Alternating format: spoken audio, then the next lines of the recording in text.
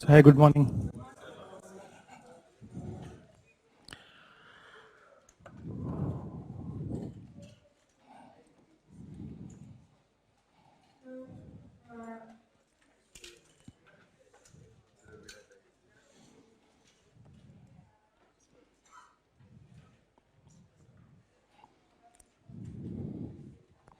So now we are in the last leg of the ancient, and already we have done this Chalukya Pallava and then the Harshvardhan. So what is remaining is that the three new dynasties which emerged in the central part and the eastern and the western part.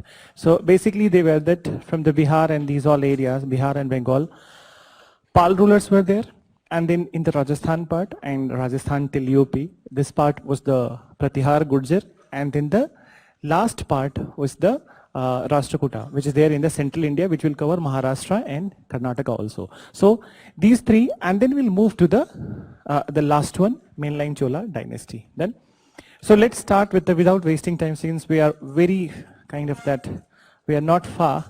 Otherwise, we would have started today. It would have been the second class of the medieval. So let's start with that. North. We are moving to main topic, North. So you write first one. Okay. Echo is coming. Let me see. Now it's okay? Fine. Okay. So first you write Pal ruler of Eastern India. Eastern India. So we are looking at the case of the North. So Pal rulers of the Eastern India. See, 2-3 informations that we need to know about them is that very first one is that the who is the initial ruler. So basically, first of all, this dynasty emerged around 750 AD. 750 AD, emerged around 750 AD, and the founder was, this you can write, that founder was Gopal. Founder was Gopal. Then the next information that it emerged around 750 AD, founder was Gopal. Then the most important ruler was Dharampal. Most important ruler was Dharampal. We need to write a little bit about him, that what was his contribution. That's why he is called as the most important. So one such thing is that can you tell me the name of the ancient universities which were there in India? कुछ तो मैंने बताया कल, नालंदा तक्षशिला को छोड़कर. हाँ, which one? Vikramshila, very good, exactly. And then there were two more, Odantapura and Somarupa. Then these three universities were established by the Dharampal. So Vikramshila, Odantapura and Somarupa, these three universities were established by him. So you write that he established three universities which are Vikramshila,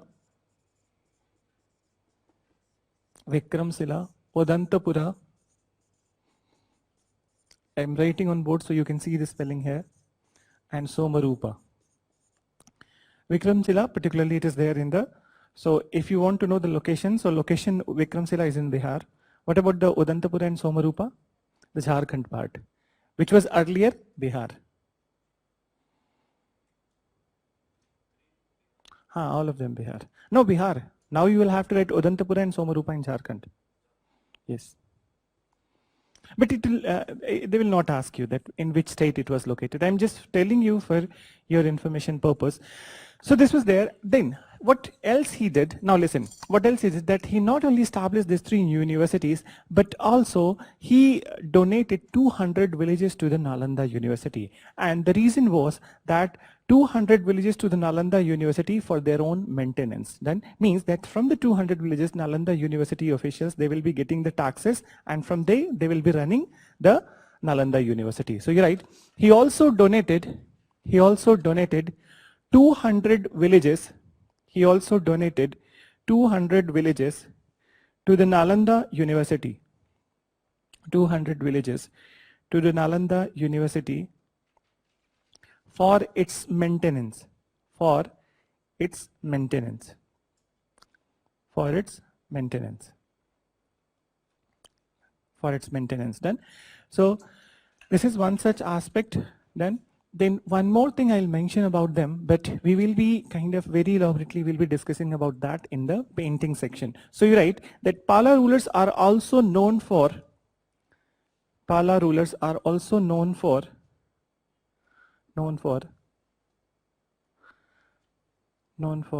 starting miniature painting in India. Miniature painting in India. Also known for starting miniature painting in India. Then, so this is one such information about them.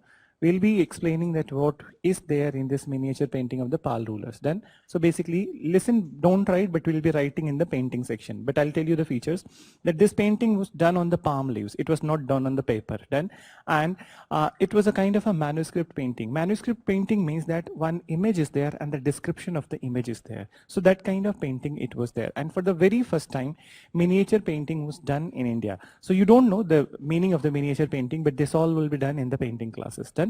So you leave it over here. Now move to the next ruler, that is the Pratihar Gurjar. Pratihar Gurjar. So you'll have to write P-R-A-T-I-H-A-R and then Gurjar. Pratihar Gurjar, ruler of Western India.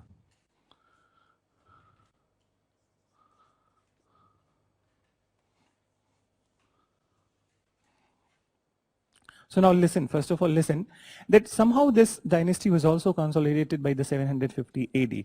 But there is no clarity regarding that who was the founder of this particular dynasty. But many times people say that there are few people in the Rajasthan area, and they say that there was a person named as the Nagbhat, he was the founder of this dynasty. But still NCERT don't have any clarity regarding that. They always write that there is no clarity. So we'll write the name, but we'll write that there is no clarity. Then, so you write that this dynasty also emerged around 750 AD. 750 AD. Full stop. Then you write, though there is no clarity regarding the founder. There is no clarity regarding the founder of this dynasty. Yet it is believed by many. It is believed by many that Nagbhat was the initial ruler. Nagbhat was the initial ruler.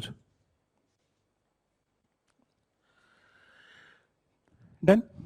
Now, listen. So the next part is that, now you listen and then we'll write later. So the most important ruler of this dynasty, his name was the Mihir Bhoj. Then Mihir Bhoj was the most important ruler, and this person was an ardent devotee of the Vishnu. And due to that, this particular thing that he was the ardent devotee of the Vishnu, he took a title which is related to one of the name of the Vishnu. So have you heard about the Varaha name? So that's a kind of animal form of the Vishnu, okay, where Vishnu has a boar head. Then, so he took the title of the Adi Varaha just to showcase that he is a devotee of the Vishnu. Then, so you write Mihir Bhoj. Mihir Bhoj was the most important ruler. Mihir Bhoj was the most important ruler of this dynasty.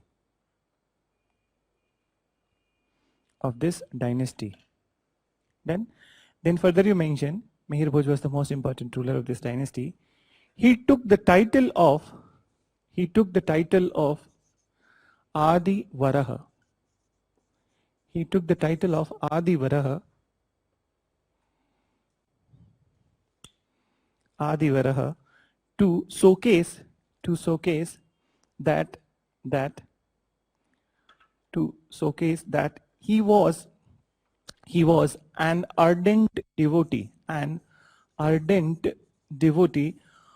of Vishnu. Ardent devotee of Vishnu. To showcase he was an ardent devotee of Vishnu. Done? Now listen, that one of the very special thing about that, out of all these three, Pala, Pratihara and the Rashtrakuta, okay, in the initial phase they were the most powerful. And then what happened, that there was a tripartite struggle between the three. The tripartite struggle between the Rashtrakuta and then this Pratihara and then this particular Pala. So why this tripartite struggle was there? Because it was there for that they all wanted to control one area, to capture one area, and that area was the earlier capital of the Harshvardhan, Kannauj. Done. And in this battle, tripartite battle, these people were the victorious and they controlled and captured the Kannauj. Done. So you mentioned that on the question of Kannauj,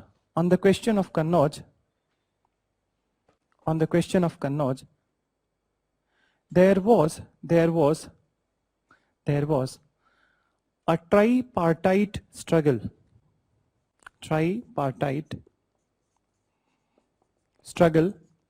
between Pala, Pratihara and Rashtrakuta.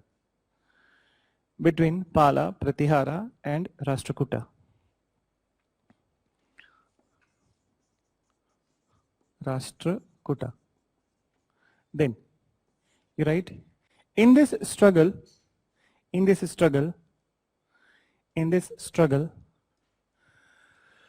Pratiharas finally became victorious.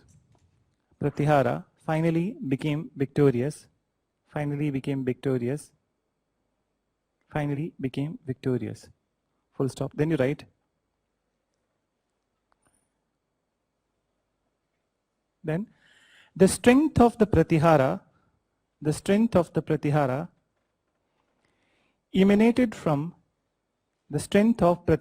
emanated, EMA, not IMA. So EMANATED, emanated from the very good quality horses,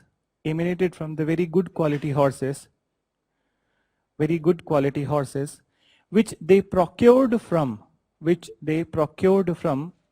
Central Asia. One last thing I need to tell you about this Pratihara. Actually, they were the Gurjar. Okay? The Gurjar, you must be knowing that still this name is there. So actually they were Gurjar, but they took this title of Pratihara because they were worshipping one deity, and that deity was the kind of semi-god. And who is the Pratihar? Semi-god? Any idea? Lakshman, the brother of Lord Ram. So they were worshipping the Lord Lakshman. That's why they took the title of the Pratihara. And Pratihar name was given to Lakshman by the Ram. Okay? So you can write in brackets that Pratihar means Lakshman.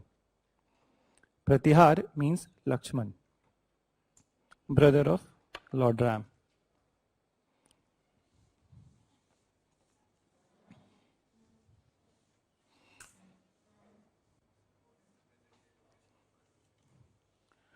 It is in Kannauj, UP, Western UP. Do you know Dimple Yadav? You know? Who is he? Akhilesh Yadav's wife. Last time she was MP from the same area. And so now you write Rashtrakuta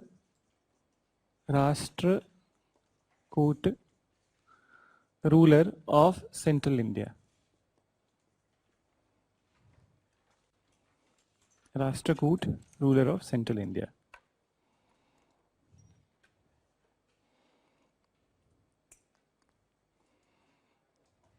Then, so now listen about them. That this dynasty came to power around 757 AD. Then, and the founder of this dynasty was the Danti Durg. Then, so you write that this dynasty came to power in 757 AD.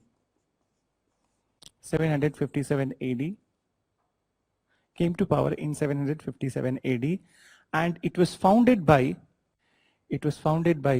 Danti Durg. Danti Durg, you will be writing DORG.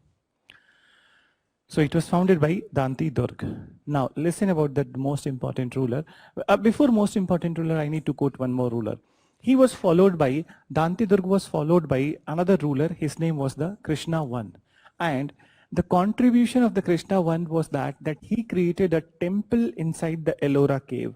And the name of the temple is the Kailasnath temple. Then, so you write that Danti Durg was followed by Krishna I.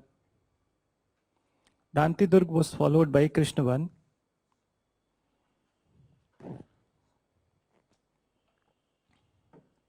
Krishna I, who created monolithic Kailasnath temple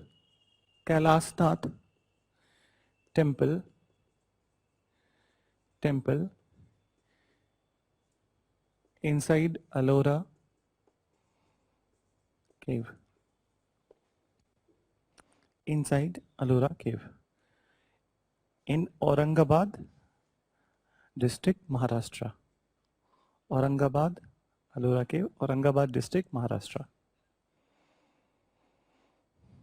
We'll be discussing about that, this monolithic Kailasnath temple in the temple section. Then, now, first of all, so he was the second ruler. Now, the most important ruler of this dynasty was Amoghavars.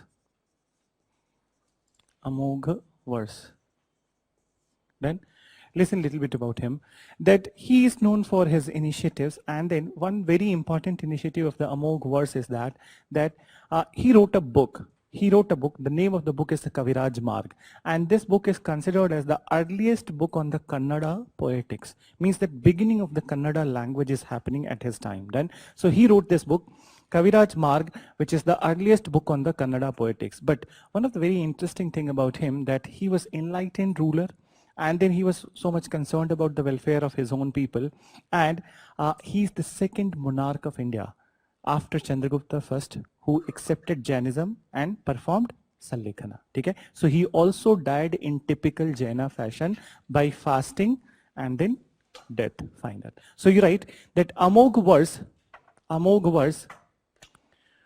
was the most important ruler. Amoghavars was the most important ruler.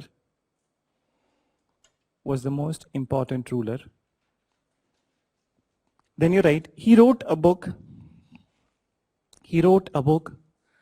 Kaviraj Marg. He wrote a book, Kaviraj Marg,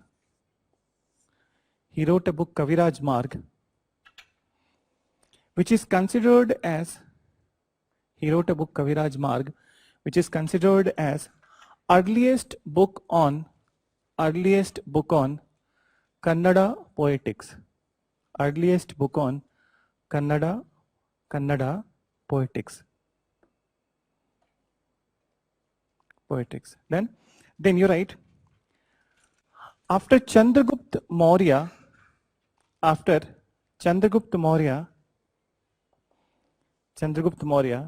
he is the second monarch.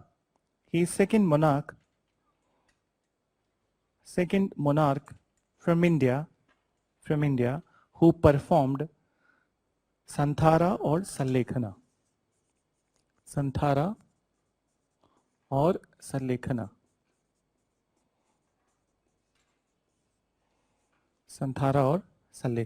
Then, so this is about this particular dynasty.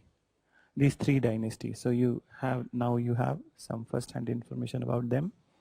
Now we will move to the last part of the ancient, and which is kind of also called as the early medieval. So that is the mainline Chola dynasty. Then, so you write next heading. Now we'll be moving to the south, and then that is the mainline Chola dynasty. So many a times that the Chola that you have read in the Sangam period, they are called as the early Chola, ठीक है?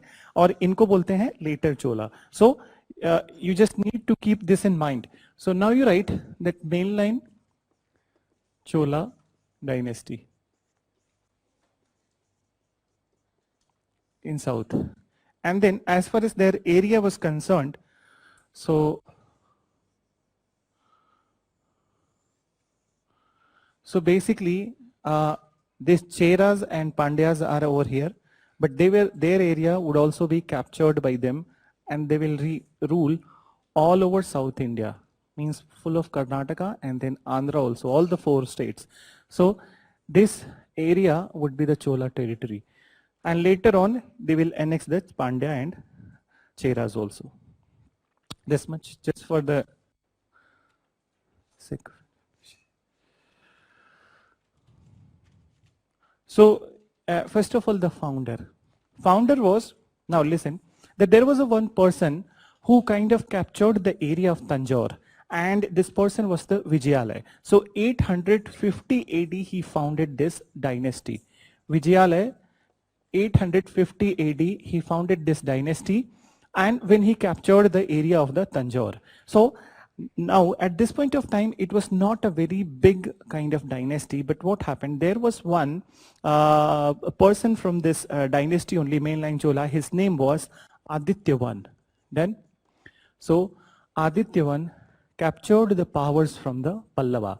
He was in the court of the Pallava and he captured the power from the Pallava somewhere around 890. Then so 890 he captured, and then the real foundation of the Chola was kind of done. So now you write that Vijayalaya was the initial founder. Vijayalaya was the initial founder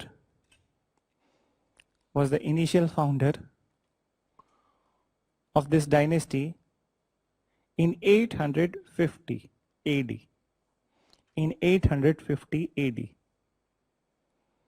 Then you write later in 890,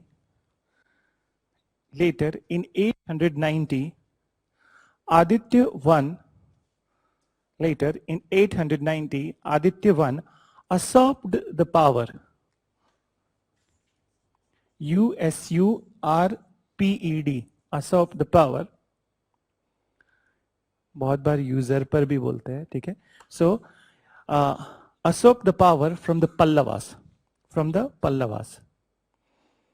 and laid the real foundation of mainline Chola.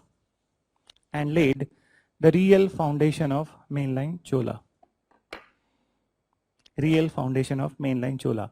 But the first important ruler, I'm not saying most important, first important ruler. So first important ruler was just after Aditya I, his son Parantak I. Then so Parantak I was the first important ruler, and he was just after that Aditya I, around 910 or something. So what he did, that actually now the Pallavas' power has been usurped by them. Now he will defeat the Chalukyas, okay? And he will capture some area from the Chalukyas, some area from the Pandyas also. Done. So you write that Parantak I was the first important ruler.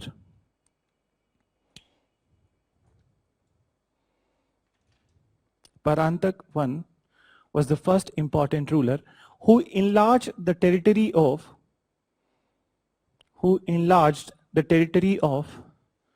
mainline Chola, who enlarged the territory of mainline Chola, by annexing some of the area from Pandyas and Chalukyas. So this is the beginning. Now from here onwards we'll talk about that. There were not just one important ruler, but there were two important rulers. Done. And they were the father and son duo. So father was the Rajaraja I, and then the son was the Rajendra I. So these two people are considered as the most important ruler of this particular mainline Chola dynasty. So listen, that Rajaraja I came to power around 985 AD. Then, and initially what he did, that first he focused on that increasing the naval power of these people, then that mainline Chola. So their navy was very strong at this point of time. And then he also made a cultural agreement with the Sailendra ruler of the Malay Peninsula.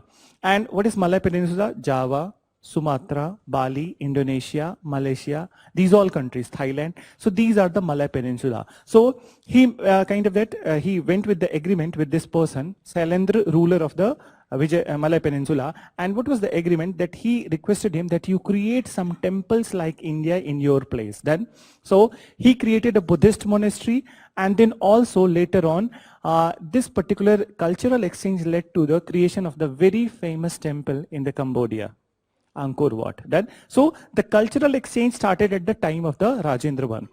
Rajaraja first. Then Rajaraja first, next, what was his next target? That he wanted to annex Sri Lanka also, and then completely annex the Madurai and, this Madurai area which was ruled by the Pandyas, and then the Cheras. So he defeated Pandyas and the Cheras, but he annexed only considerable part, not all the parts of the Pandyas and Cheras, and he also annexed the Jaffna part of the Sri Lanka. Okay? So Jaffna part of the Sri Lanka, the northern Sri Lanka, which is there, northern and the eastern Sri Lanka. So that part he annexed. And later on, before his death, in 1011 AD, he led foundation of a temple, and the name of the temple is the Brihadeswara temple. So Brihadeswara temple, and this temple was created in Tanjore. So one of the marvelous structures which are still there in India, it is the one then, and it is also UNESCO World Heritage. It is 1000 year old. When it completed 1000 years, so in 2013 means this question was asked about this temple. So we'll be elaborately writing about this temple in the temple architecture. Then, so for the time being, you write that the first most important ruler. I'm writing the first most important because there are two. So the first most important ruler of this dynasty was Rajaraja I. Rajaraja first was Rajaraja first. Then, who came to power in 985 AD? Who came to power in 985 AD?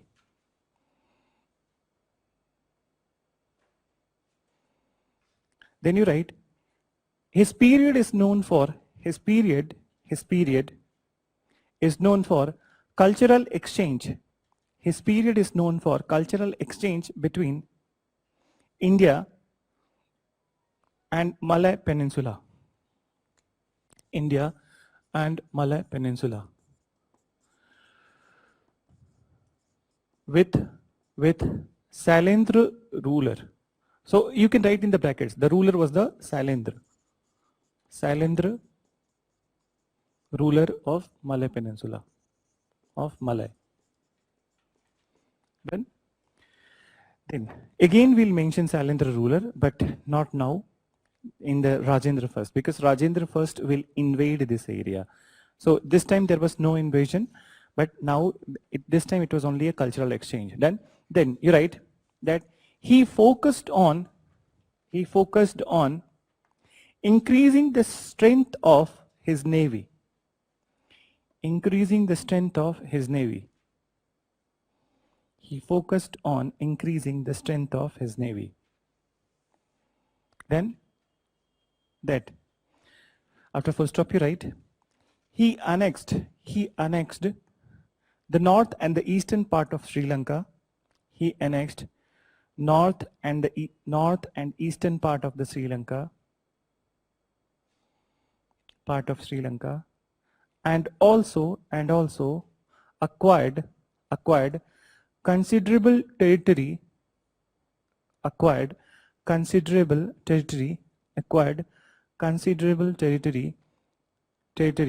from the Pandya and the Chera kingdom. From the Pandya and Chera kingdom. Pandya and Chera kingdom. Then next you write about this temple. In 1011 AD,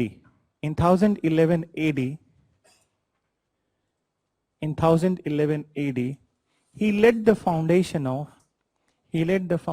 of Brihadeswara temple.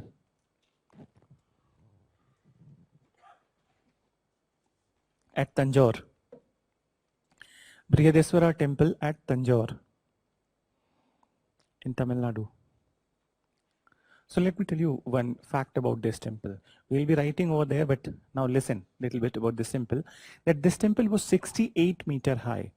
At that point of time, creating a 68-meter high temple was a very big achievement. Then the upper part of the temple, listen carefully, that upper part of the temple, just like that you may have seen in the North India, that there is a one finial. Finial is the kind of that trishul or this kind of that kalash, this kind of thing is there. But here, the finial is the cupola. Cupola is a very big piece of the stone. And you'll be amazed to know that this piece of stone was 88 ton was the weight of this piece of stone. So everybody was amazed when when we got the freedom and everybody started that scientific analysis that how this temple would have been created. So nobody was getting that idea that how come at that point of time in 1011 AD, this particular 88-ton stone was transported to the top of the temple. So there were many theories. There are two theories which are proposed, which one of the theories were accepted. So what is that theory? That if this is the tower of the temple, then Viman, and then here the cupola is there. So they said that this theory said from the both sides, the ramps were created. And then elephants carried this to the top of the temple and they descended from another side, which is kind of acceptable. But you see that these kind of structures were created and this temple was complete in the 3 years only. By 1014 it was complete. So creating such a large structure and completing it within very less time was amazement to everyone. Everybody was mesmerized. So that's how it was there. And still, it is one of the UNESCO heritage structures in India. The whole complex of the Brihadeswara temple, which includes the Airateswar temple also. Then there is a Kund also. So these all structures are the part of the UNESCO heritage structure. So we'll talk about them again later when we will be there in the Chola temple and then the Dravida temple. Then now, so this was the end of 1014 AD was the end of the rule of the Rajaraja I. And then he was still alive, but he was very old. So he declared that his son Rajendra I would be the next ruler. So Rajendra I can be considered as the most powerful ruler.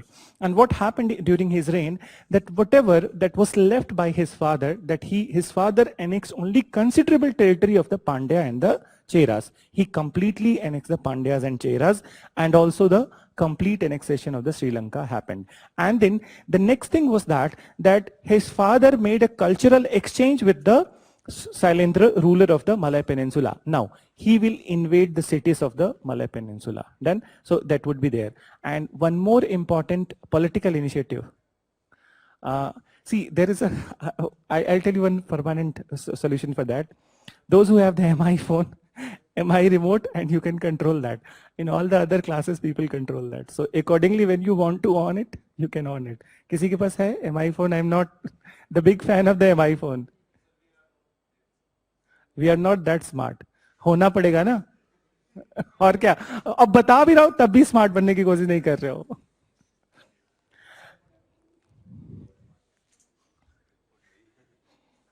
पास कर दो उधर. ठीक है. वैसे मतलब MI phone मत खरीदना है तो फिर उसके बाद कुछ दिन बाद फेंक देना. So where I was, so he kind of invaded the cities of Srivijay. That's the one thing. Next thing is that still this Pala ruler who are there in the Bihar and Bengal, they are there. There was one Pala ruler, his name was Mahipal. So he marched towards the northern India, this particular ruler, Rajendra I, marched towards the northern India. He defeated the Mahipal of the Pala ruler, but very surprisingly that he did not annex even an inch in the North India. He went back to his own place and he celebrated this victory. So we'll talk about that. So first you write few things. So Rajaraja I was followed by Rajendra I.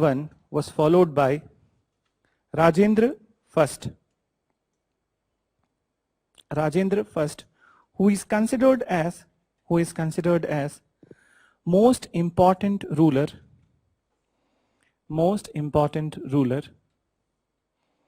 of the mainline Chola. Most important ruler of the mainline Chola. Then you mention, after that you mention, so You're right. He completely annexed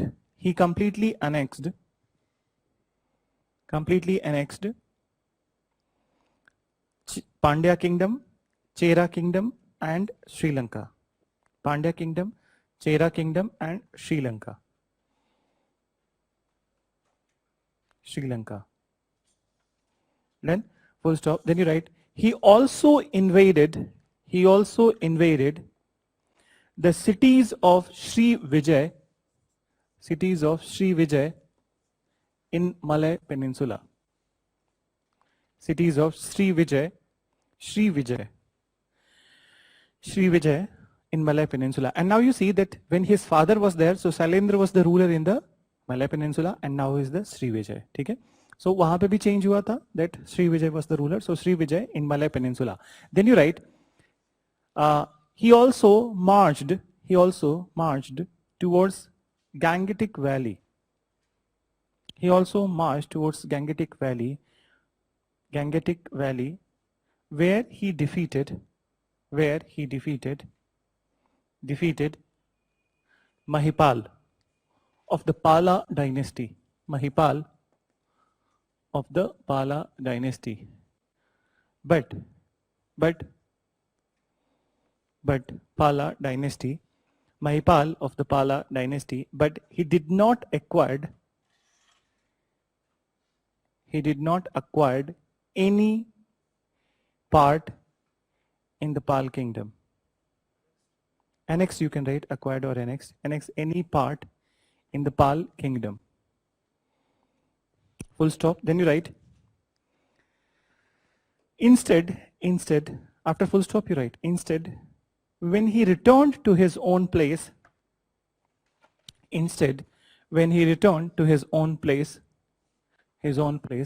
he celebrated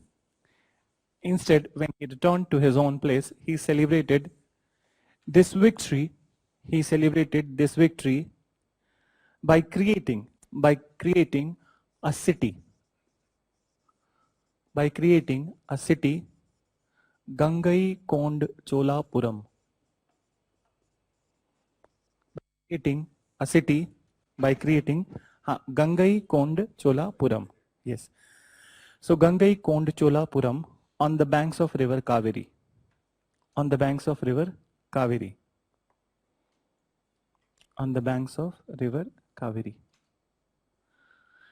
Then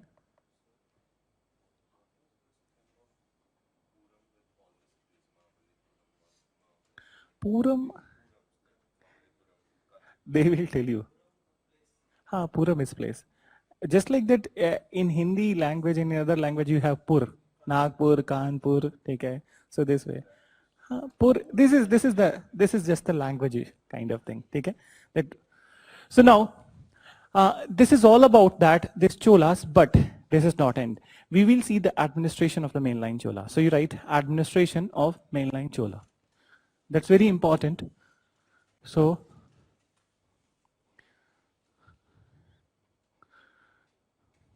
now listen little bit and then we'll write.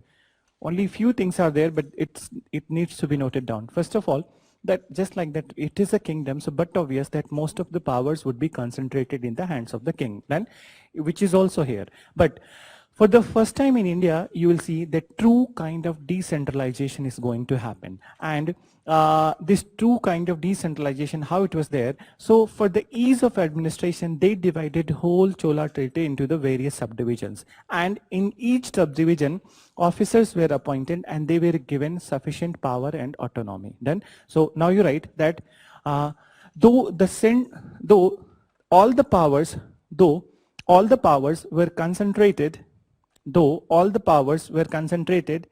in the hands of king. All the powers were concentrated in the hands of king, but for the first time in India, decentralization started to happen. Decentralization started to happen under the mainline Chola rulers. Under the mainline Chola rulers. Then under the mainline Chola rulers, full stop, and then you mention that for ease of administration, for ease of administration,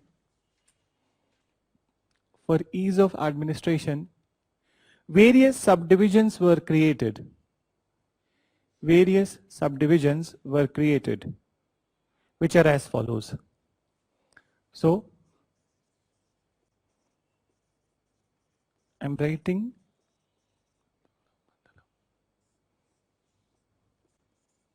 so you can create this flow chart, this flow diagram. Mandalam, Valanadu, Nadu, and Kottam.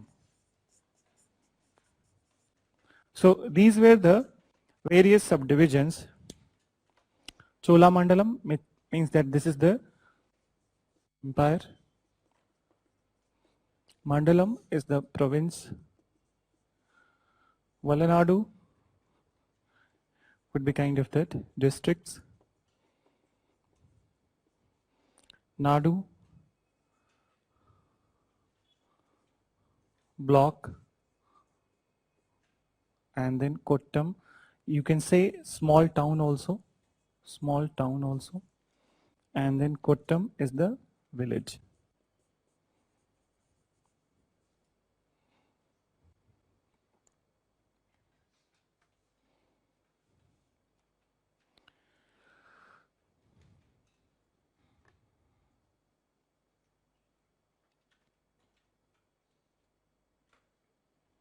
Done.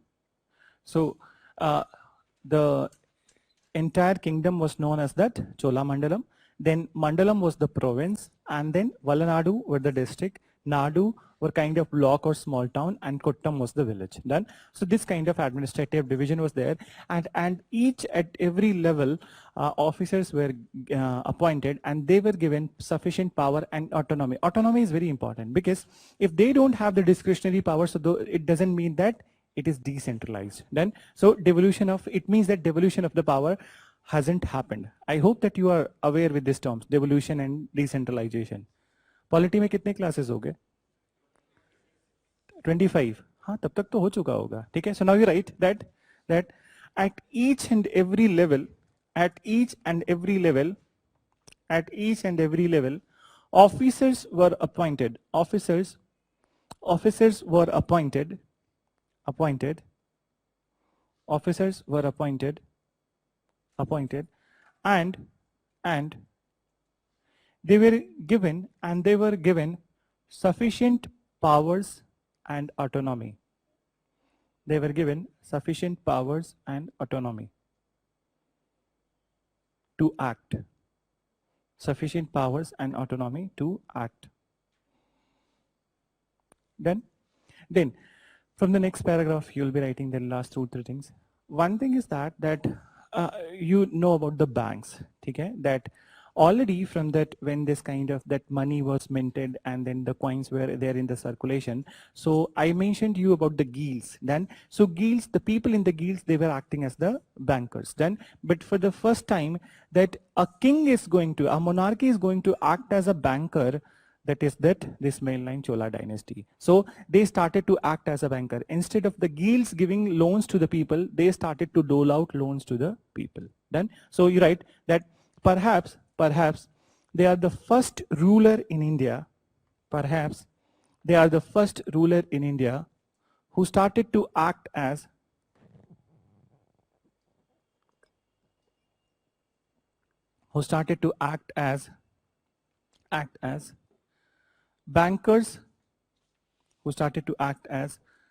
bankers, and doled out, D-O-L-E-D, and doled out loans to the people.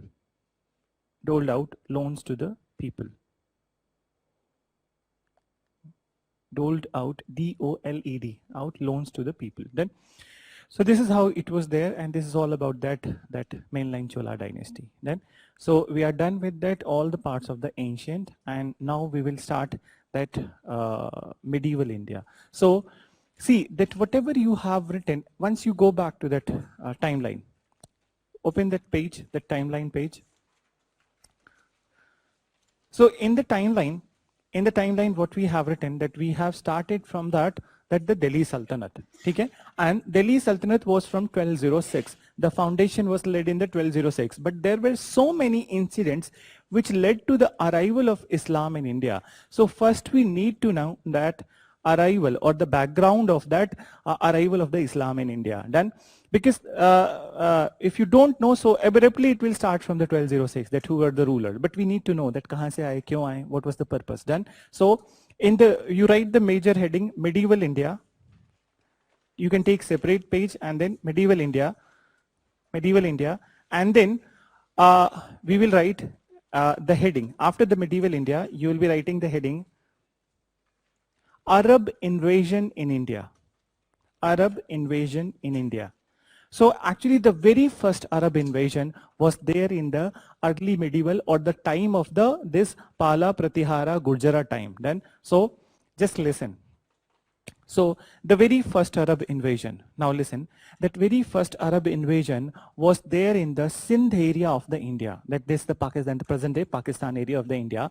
And it was, this invasion was led by one person, Muhammad bin Qasim. Muhammad bin Qasim. I'll be dictating, just you listen this part.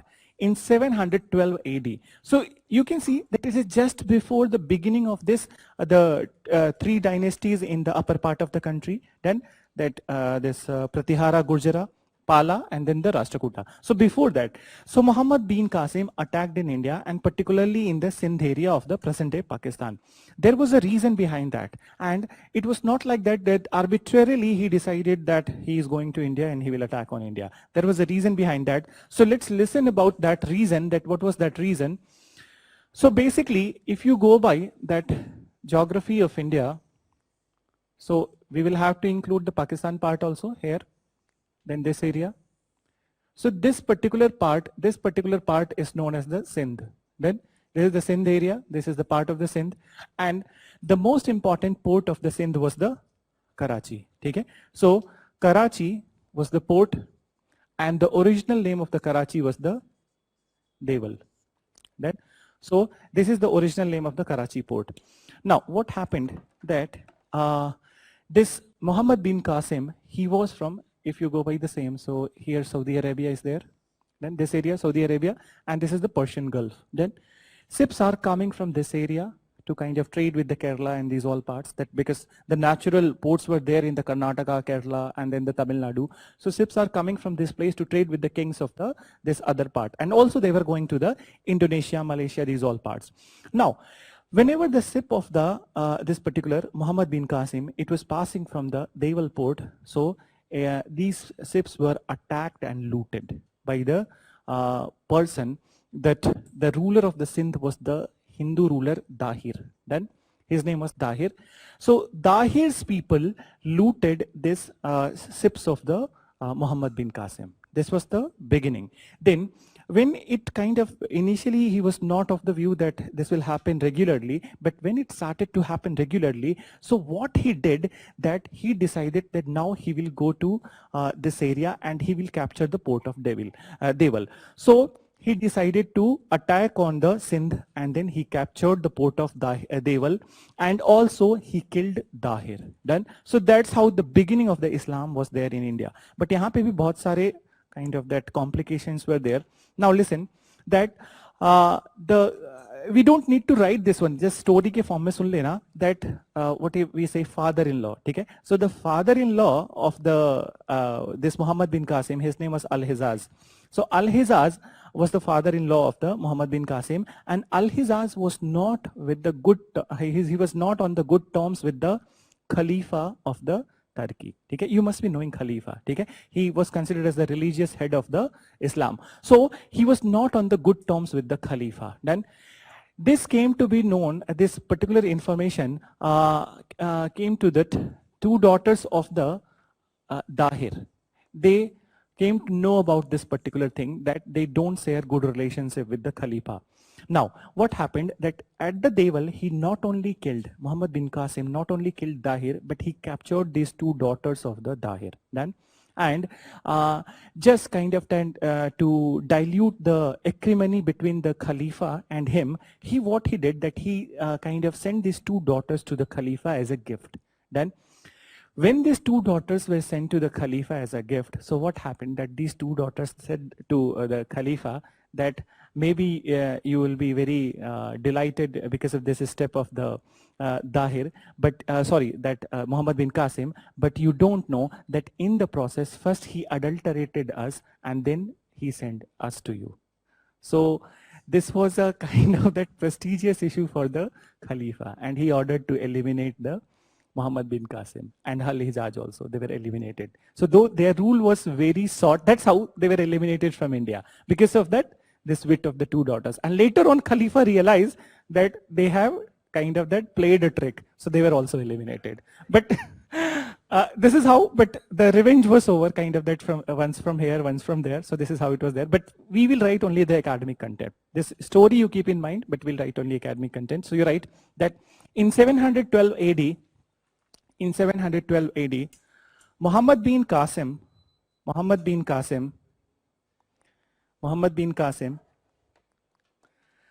attacked on the port of Deval.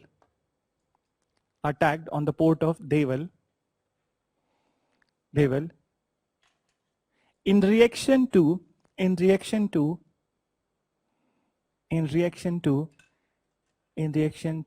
his ships being looted at this place. In reaction to his ships being looted at this place.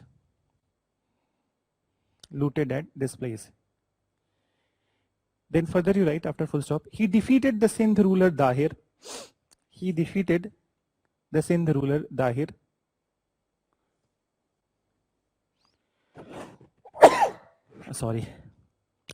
Dahir. Then further you mention, and ruled in Sindh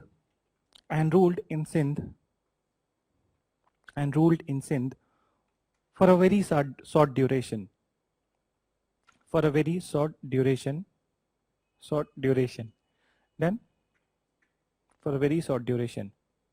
Then from the next paragraph you write in the same, that what was the impact of this short duration. So impact was only one thing that we can say, that at least Islam arrived in India. Then so there was a spread of Islam in India from this point of time. So you write that though his rule was short, but it led to spread of Islam in India. But this is about the North India. Let me tell you one more thing. You don't need to write, you just need to listen. See, can you tell me the timeline when the this particular that Prophet Muhammad was there? In which particular year? 600 or 700? 622. Then 622. So 622 was the year when he was there, and then whatever year he was alive, that's a different thing. From 700 onwards, all over the world, people were kind of that trying to spread the Islam. So the very first envoy from the Arabia, it came to India, and it was not there at this place. Sindh se bhi pehle, around 700 only, the first envoy came to Kerala. There is a place in the Kerala, and one mosque was created. The name of the mosque was the Cheraman Juma. Then, so that's the first place where Islam was spread before any country in the world. Then, and then onwards, it spread to the other parts of the world. And that is a particular mosque is still surviving in the Kerala. Okay? In a new structure, but still surviving in the Kerala.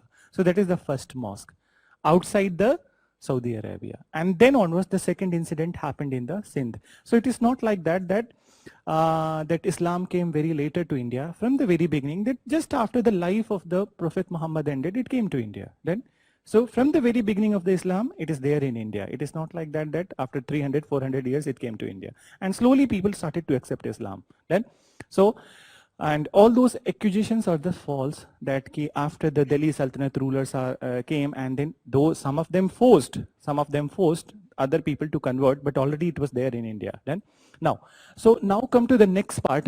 This was the first invasion, and after that there was a lull period for near about 300 years, and then 1000 AD one more attack was resumed, and that was resumed by the Muhammad, what is the name of that? Ghazni, Mahmud of Ghazni. So now you write that heading you write invasion of Mahmud of Ghazni, invasion of Mahmud of Ghazni. So here we need to even the background of the Mahmud of Ghazni, that why he attacked on India. So this attack actually started somewhere around 980. Okay? 980 he came to power, and by 1000 he started to attack on India. So just listen that what was the condition. First of all, that Mahmud of Ghazni. So there was this area. Now you listen carefully, that there was this area in the Middle East, and I hope you know the Middle East. That Middle East includes which all countries? Iran, Iraq, Israel, Syria, Lebanon, these all. So Jordan, these all countries. So the Middle East at this point of time, it was known as the Samanid dynasty, Samanid area. This area was known as Samanid area. At this point of time, the Central Asia, okay? Central Asia, which is the present day Kazakhstan, these all areas. So Central Asia was the one area where the people did not follow any religion then, and what they followed, they were following the nature worship, okay? So people of the Central Asia and the tribes of the Central Asia, they were the worshipper of the nature. Now, and they were very kind of that aggressive people, and also they were very strong. So at this point of time, in 10th century AD, in the end of the 10th century AD, a volatile situation arose in the Samanid. And why this volatile situation was there? Because the Central Asian tribesmen, they started to attack on Samanid. So now there were two things. One, first of all, that Samanid was under the threat, the territorial integrity of the Samanid was under threat. And the second is that Islam was under threat, because that these people were the followers of the nature. So this threat was there, and in this situation, a special kind of soldier was born, and this soldier was known as the Ghazi. Then, so a special kind of soldier was required, and that soldier was known as Ghazi. And Mahmud of Ghazni was the first Ghazi. So he was the first Ghazi, and he took a resolve that he will fight with these all people. So on one hand, he was fighting with this tribesmen, and on other hand, he was trying to spread Islam. So in this endeavor of the Mahmud of Ghazni, he was supported by his court poet. His name was Firdausi. So in the endeavor of spreading Islam, he was supported by his court poet Firdausi. And Firdausi wrote a book.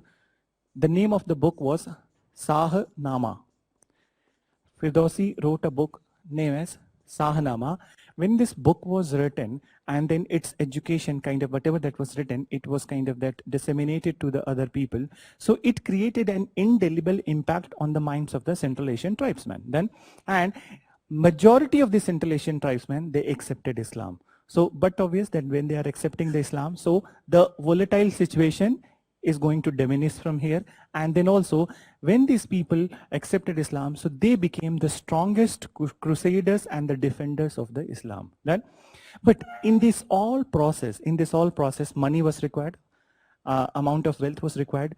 So this Mahmud of Ghazni, he was knowing that India is the richest place in the universe right now, and it is closer to our own area. So he decided to attack on India, and that is unfortunate. So 17 times he attacked on India, and his target was that the temples of India, all the rich temples of India. So his last attack was there on 1025 AD on the temple of Somnath, where he not only looted the temple, he also destructed the temple. So we could have forgiven him for looting, even for the destructing the temple, but we cannot forgive him what he did after that. Whenever he was returning, so he killed the people. That is also kind of that thing which was happening.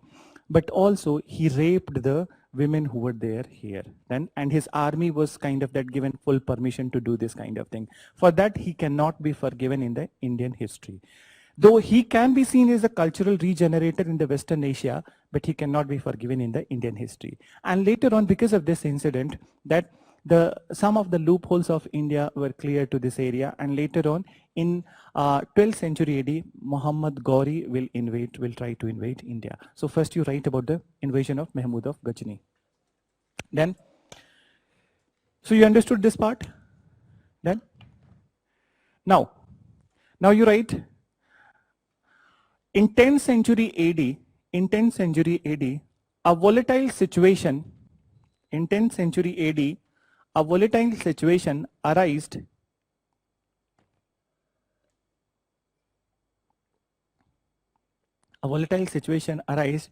in the Samanid area.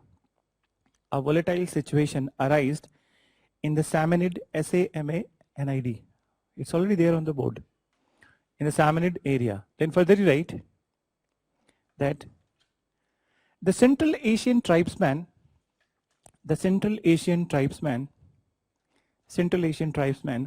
who were followers of nature, the Central Asian tribesmen who were followers of nature, started to invade Samanid.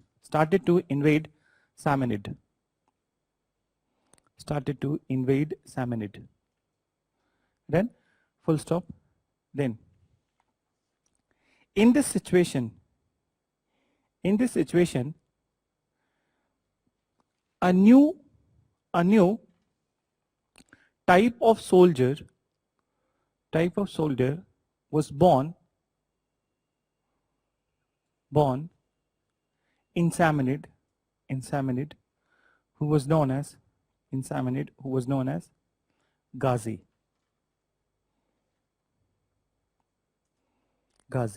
Then you write the first Ghazi of Samanid. And then you write the first Ghazi of Samanid was Mahmud of Ghazni. The first Ghazi of Samanid was Mahmud of Ghazni. Then you write to safeguard the territorial integrity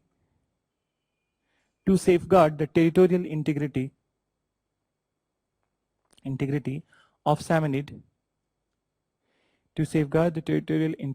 Samanid, he was fighting on one hand,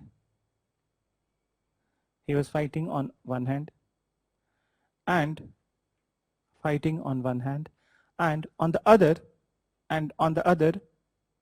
which is spread of Islam, comma, he was supported by his court poet.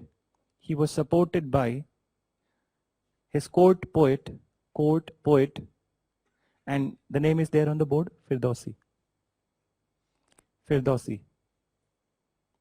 His court poet Firdausi. Full stop. Then, right, Firdausi wrote Shahnama,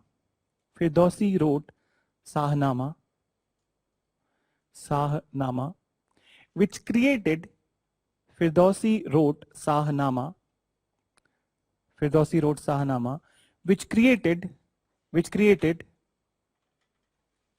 an indelible impact,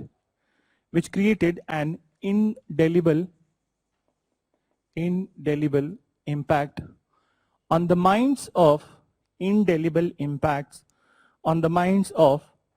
Central Asian tribesmen,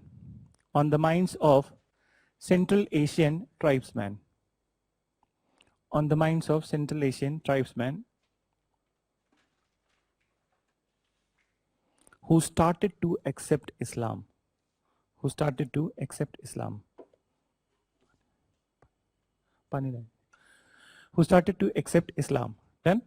Then later, these Central Asian tribesmen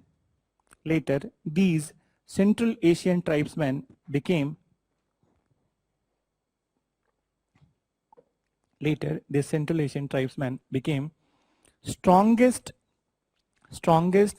defenders and crusaders of Islam. Crusaders from Islam. Okay? Crusaders from Islam. Then, so Crusaders from Islam.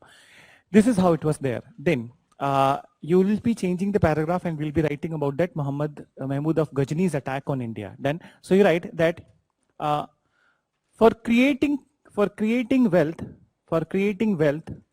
and funding his activity, for creating wealth and funding his activity, Ghazni decided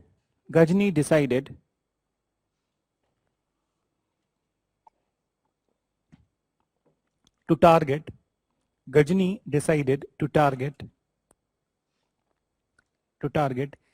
rich temples of India.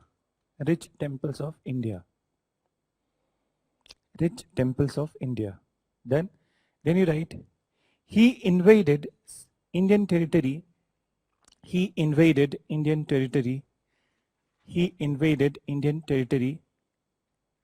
17 times, 17 times, invaded Indian territory 17 times. Then after that you write, his last attack was on Temple of Somnath. His last attack was on Temple of Somnath in 1025 AD. Then you write the last sentence. Though the image of Ghazni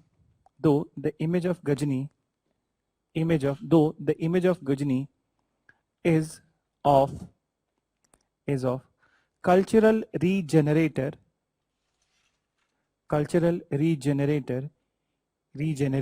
in West Asia,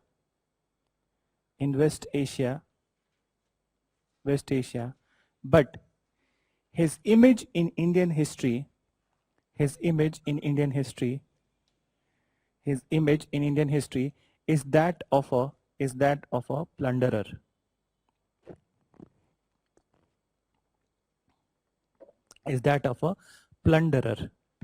Done. So now here we need to listen one more development. Actually, the development which is going to happen in the Samanid, that will lead Muhammad Ghori to come to India. So now listen, that these Central Asian tribesmen, again, so from this one only, this Central Asian tribesmen in 1030, this Mahmud of Ghazni died. Then, and he died because of that some illness, and some grave illness was there.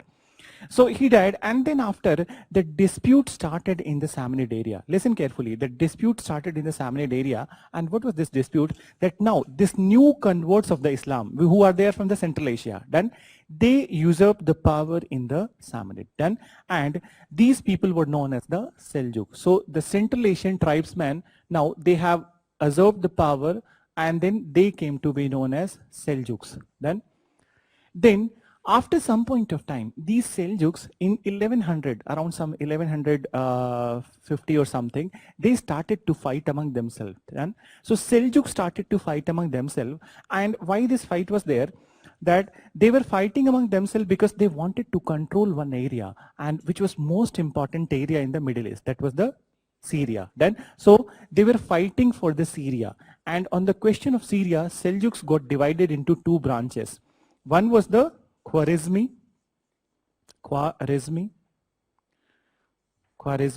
and another was the Ghurid. Then, so what happened, that the fight happened between these two branches of the Seljuks. In this, Khwarezmi defeated Ghurid. Then means that Khwarezmi got the Syria and Ghurids were defeated. So now when the Ghurids were defeated, so they were forced to divert their attention towards some other area, and that area was the India. And the ruler of the Ghurid was the Muhammad Ghori. Then, जिसको बोलते गौरी भी बोलते India में. So he started his campaign to India from 1170s. Then, so you write, second, that invasion, heading you write, invasion of Muhammad Ghori. Invasion of Muhammad Ghori. G-H-U-R-I. Muhammad Ghori. So first we'll write the background of the Muhammad Ghori. Then, so you write that in the 11th century AD,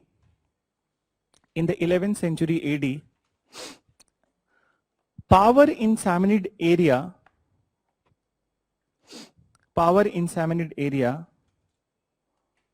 was usurped by usurped, usurped by the Seljuks, usurped by the Seljuks, and in brackets you can write Central Asian tribesmen, Central Asian tribesmen. Then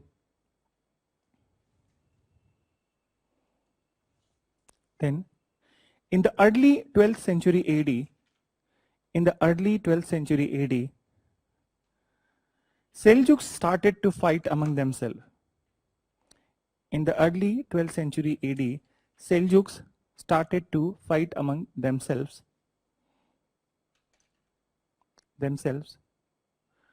to control Syria. To control Syria. Then full stop. Then you write, they got divided into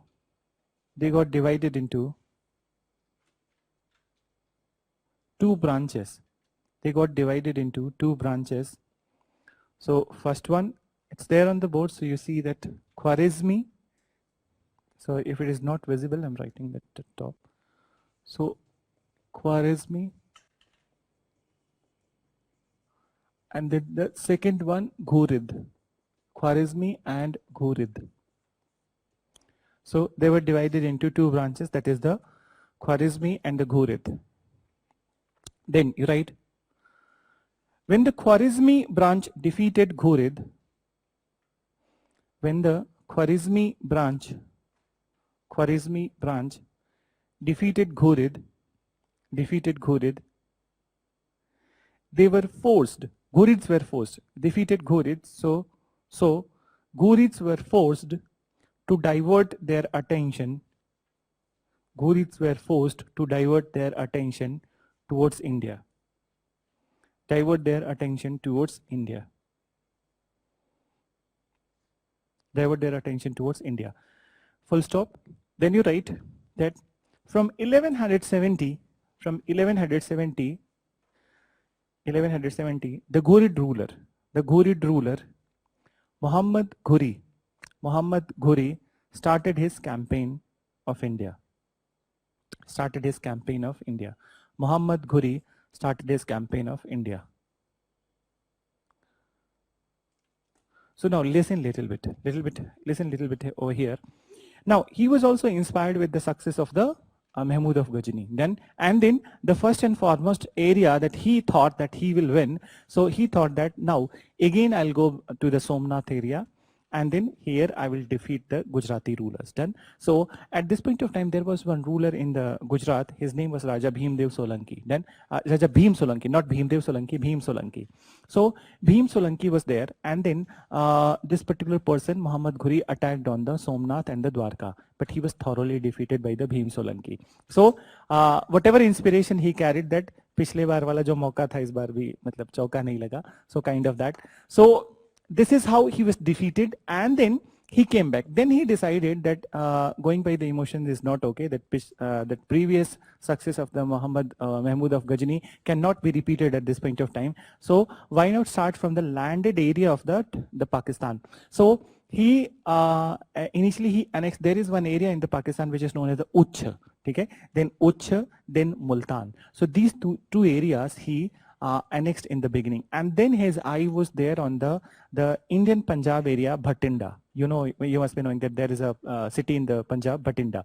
So Bhatinda at that point of time, it was known as the Tabar Hind, and on the question of Tabar Hind, he had to fight with the Indian ruler. His name was the Prithviraj Chauhan. But before mentioning Prithviraj Chauhan, I will mention that who were the rulers in India at this point of time, their names. So basically there were some Rajput families who were ruling in the this western part of India, northern part of India, central part of India. So we will be mentioning the name of these all Rajput rulers who were there, then their families. So first you write that initially Ghuri was defeated by Gujarati ruler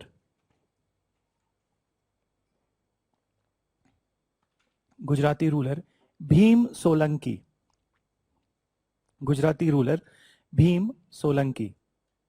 Solanki is the title. And let me tell you a few things about the Solanki. You know about the Chalukyas, okay? they are actually the clans of Chalukya. Solankis are the clans of Chalukya. They are relatives. Then, so they are the same Chalukyas of the Karnataka, okay? And they are the clans of Chalukya. Now, so you write that after that you write that initially he was defeated by the Bhim Solanki of Gujarat. Then you write that later he annexed Uch. So you'll be writing Uch, U-double-C-H, Uch and Multan in the western part of India. Later he annexed Uch and Multan in the western part of India. Then now you change paragraph, and here only I'll mention the rulers. So you change paragraph and then write, meanwhile, when Ghuri was overrunning Indian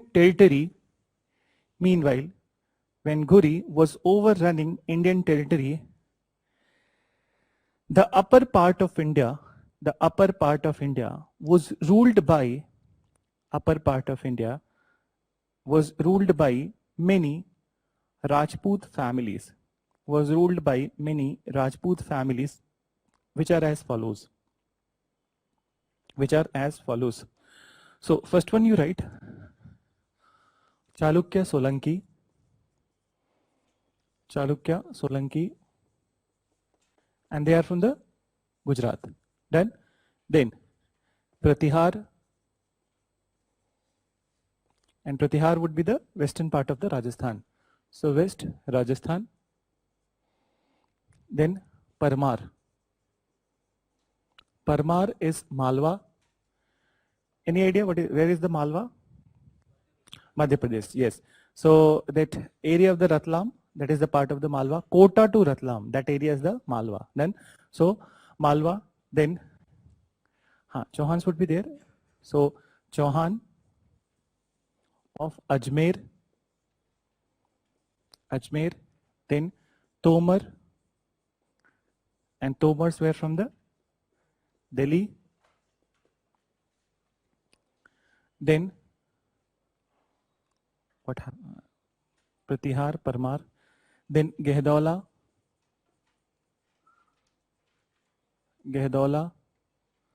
of Kannauj, and one more, Chandel of Bundelkhand.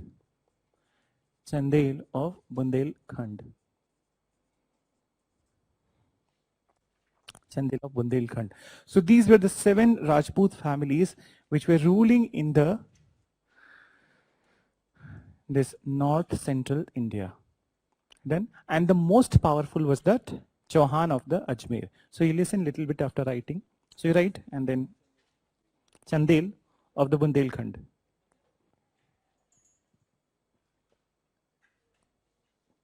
Gehdola.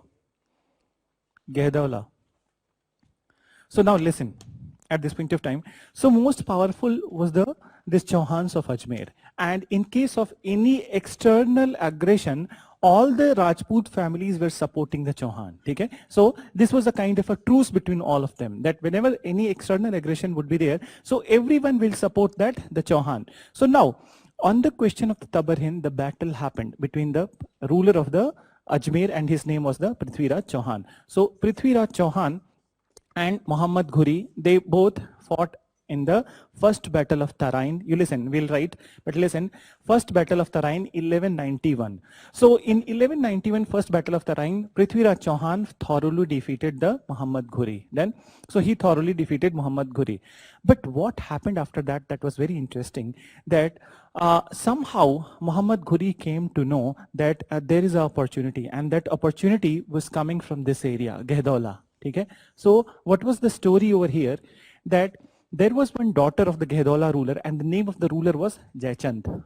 Then, and name of the Jaichand's daughter was the Sanyogita. So Sanyogita was in love with the Prithviraj Chauhan. Then, but his father wanted that he will marry her daughter to someone else. Then, but against the wishes of her father, Sanyogita eloped with the Prithviraj Chauhan. Okay? Jab we met type. So So this was something which was not liked by the father. It was not liked by the father, and he was very angry. But he was also knowing his situation, that even if he revolt, he can't do anything. ठीक है, कुछ नहीं उखड़ पाएगा. So kind of that. So though he was angry. So finally what happened, that this news came to the Muhammad Ghori. And then Muhammad Ghori went to the Jaichand. So he started to kind of that invoke him, provoke him, that you must take the revenge, I will support you. So then Jaichand said that you don't know, that I don't have that much power. So Muhammad Ghori must have said that, अरे यार power की क्या बात कर रहे हो, थोड़ा तो बुरा मान लो, बेटी भाग गई है, kind of that. And then finally पिताजी बुरा मान गए. So father finally he decided that he will support the Muhammad Ghori. So in this battle, from the front, he did not declare that he is going to support the Muhammad Ghori. In the second battle of the Tarain, 1192, he did not declare that he is supporting Muhammad Ghori, and it was a conspiracy. And under this conspiracy, what happened, that Prithviraj Chauhan was captured and killed by the Muhammad Ghori. So this was the thing which was ployed by the Jaichand. Now, so Jaichand was promised by the Muhammad Ghori that I will give you the Indian territory, okay? Most of the Indian territory and some part of the Prithviraj Chauhan's territory. So some parts were given, but Muhammad Ghori returned back to his own place, and in 1194 he sent his trusted slave. His name was Kutubuddin Aibak. And Kutubuddin Aibak in the battle of Chandavar thoroughly defeated and killed Jaichand. Then so he also met his fate, then that what he has done. So when he defeated and killed, so informal Turkish rule started in India. This is the first time, informal. Why we are saying that there was no declaration of the creation of the kingdom in India. So informal Turkish rule was started, and then it continued till the 1206. Ab 1206 mein kya hua, that what happened, that Muhammad Ghori was not living in India. He was always coming to India and going back from India. So what happened, that in 1206, he won some territory in Afghanistan. And then he was so happy that he came to celebrate this victory with his slave Kutubuddin Aibak in India. So in Delhi only they celebrated this victory. And when he was returning back from India, so in Haryana only, Khokhar Jats captured Muhammad Ghori and killed him. So finally he was also killed. So in this situation, when the Jats of Haryana killed him, so this particular person, that Kutubuddin Aibak, he was threatened that, and he was also kind of, it was an alarming situation for him, that what should be done. And at that point of time, he was not there in Delhi, he was there in the Lahore. So from Lahore only he declared the creation of the Delhi Sultanate. Then creation of the Delhi Sultanate, but it was not possible for him to come to Delhi to create it as a seat of the Sultanate because of the threat of the Jats. So initially he ruled from the Lahore only. Then, but the name of the Sultanate was the Delhi Sultanate. And then for 4 years he was there. So that is a different thing that we'll come to. But first we need to write this part of the story. So you write that this much you have written. Then you write on the question of Tabar Hind. On the question of Tabar Hind, and in brackets you can write Bhatinda. On the question of Tabar Hind or Bhatinda,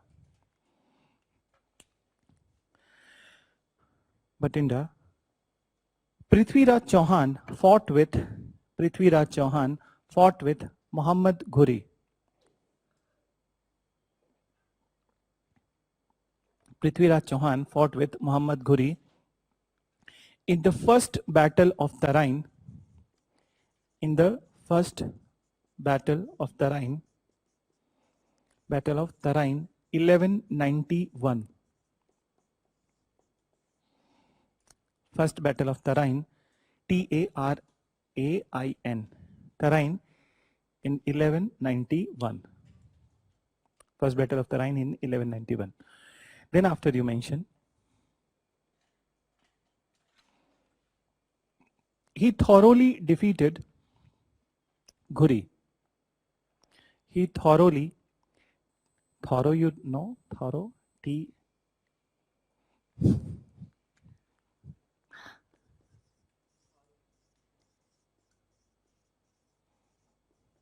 He thoroughly defeated Muhammad Ghori.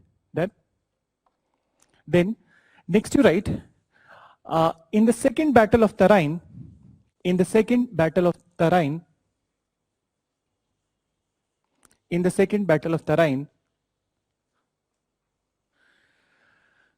ruler of Kannauj, Jaichand. In the second battle of Tarain, the ruler of Kannauj, Jayachand hatched a conspiracy, hatched a conspiracy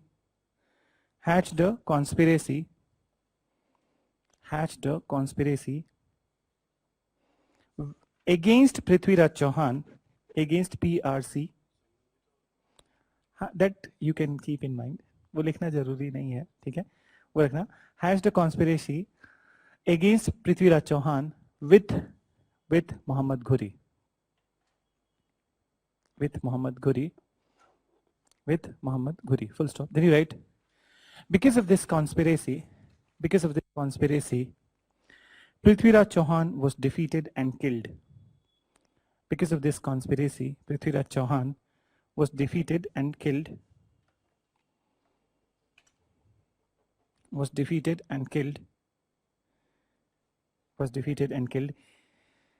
In second battle of Tarain, 1192.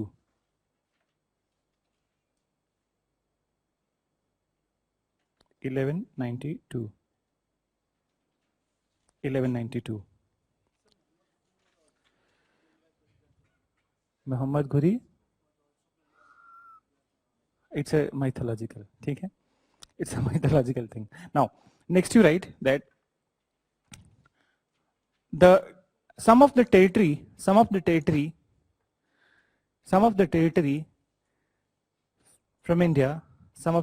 from India was handed over to Jayachand.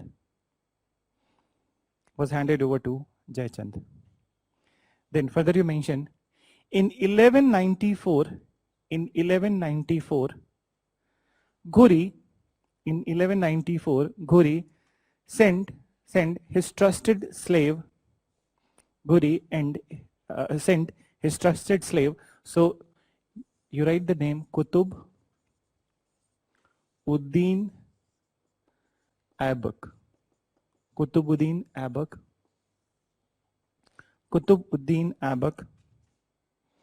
His trusted slave Qutbuddin Aibak, who defeated Jayachand and killed him. In the Battle of Chandavar.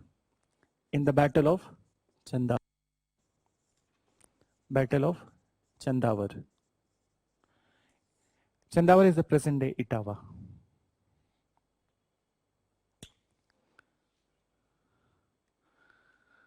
So Battle of Chandavar. Then now, so this is the beginning of the Turkish rule, and then we just need to mention that the death of the Ghori also. Then slowly they will be there, still there, okay? But slowly they will be annexed by the Delhi Sultanate rulers. Abhi hain, okay? Sab nahi khatam hue hain, but Kannauj will come to an end, Ajmer will come to an end. Then, and when this particular Qutbuddin Aibak will establish his dynasty, so slowly he will annex the other parts also. Now, so listen that in 1206, when Muhammad Ghori was killed by the Jats of Haryana.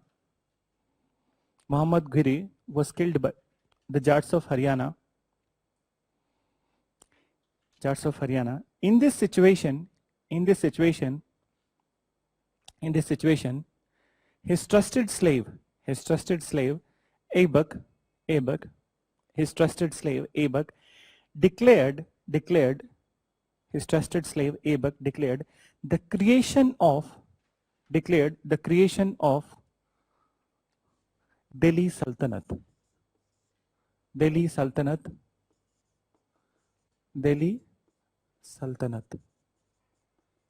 Then, so now your major heading would be the Delhi Sultanate. And here, now we are going to read by the dynasty, okay? That by the name of the dynasty. So the very first dynasty is the slave dynasty. And now listen, Qutbuddin Aibak was not the only slave of the Muhammad Ghori. There were three people. So listen, that there was one who was known as the Kubacha. Another was the Yalduj. So Yalduj, Kubacha and Aibak, 3 slaves were there. But for the first time when Qutbuddin Aibak declared that he will be the Sultan, so these people kind of seconded him. Then that they supported him. And though they also wanted to become the ruler of India, but they supported him because they were knowing that he was the very closer and that he was more able. But when Qutbuddin Aibak is going to die, so they are not going to sit back and they will fight for the throne. And at this point of time, when they are fighting for the throne, so there will be fight between the Yalduj Kubacha and then the Iltutmish, second ruler, and Iltutmish will defeat them. Then, so that will mention in the at the time of the Iltutmish. So first you write that slave dynasty. So very first one, slave dynasty. Slave dynasty, and it was from 1206 to 1290. 1206 to 1290. 1290. So now, Qutbuddin Aibak was the first ruler and he started to rule from the Lahore. So, but obvious means that in the beginning, Lahore was the capital, Delhi was not the capital. Then, and though this person defeated so many people, but Qutbuddin Aibak was considered as a very generous person and he was known for his charity. So he was, even it is said that he was giving charity to the people even in the number of the lakhs. Done. So because of this, his charity activity, he was also known as the Lakh Baksh. Done. So you write that Qutbuddin Aibak was the first ruler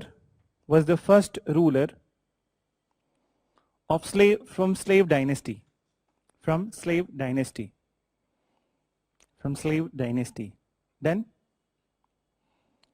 further you write, in the beginning the seat of power was Lahore, not Delhi.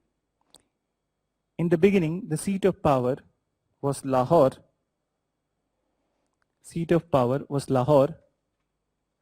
and not Delhi.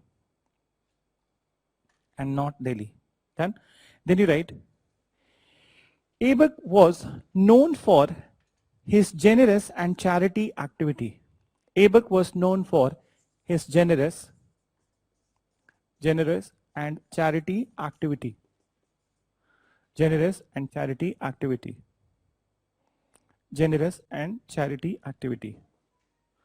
Then further you write that because of this, he was also known as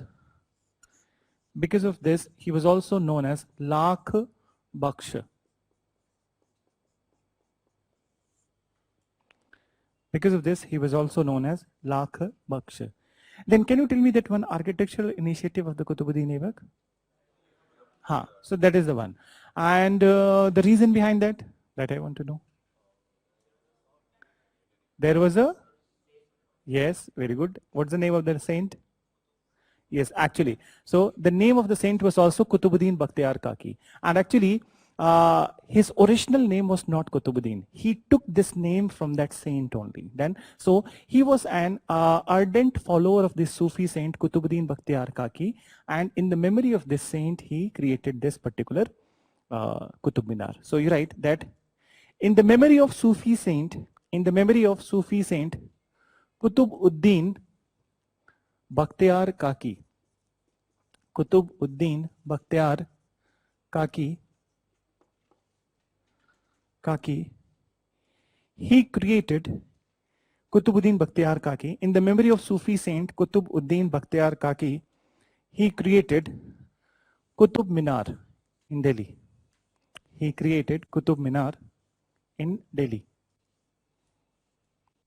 But he was not able to complete it.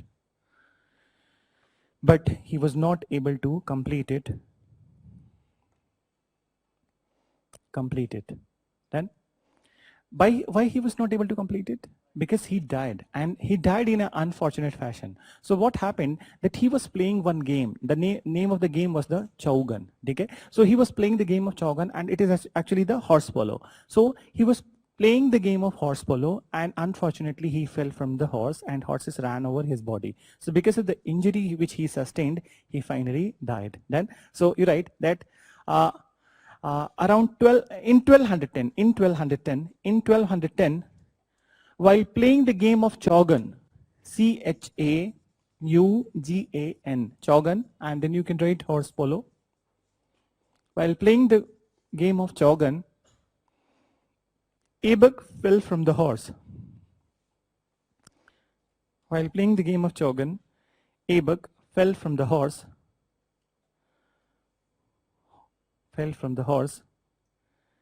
And later died due to the injury. Then,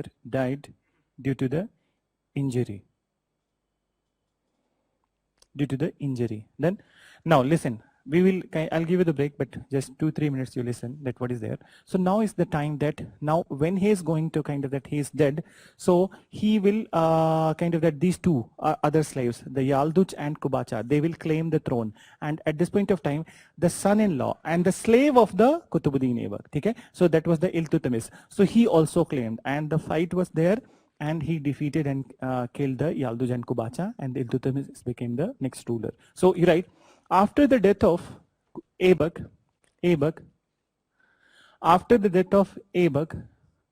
the other slaves of Ghuri, Yalduj and Kubacha. So you can just see the spelling here. Yalduj and Kubacha started to claim the throne. Yalduj and Kubacha started to claim the throne.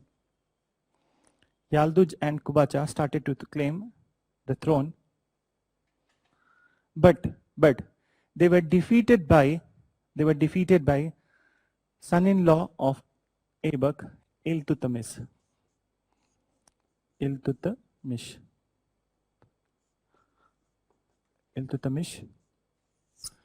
And you just write the heading Iltutmish, and Iltutmish was there from 1210 to 1236.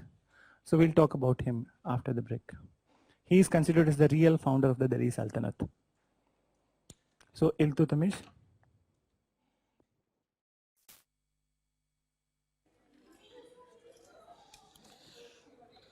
So now we'll look into that Iltutmish.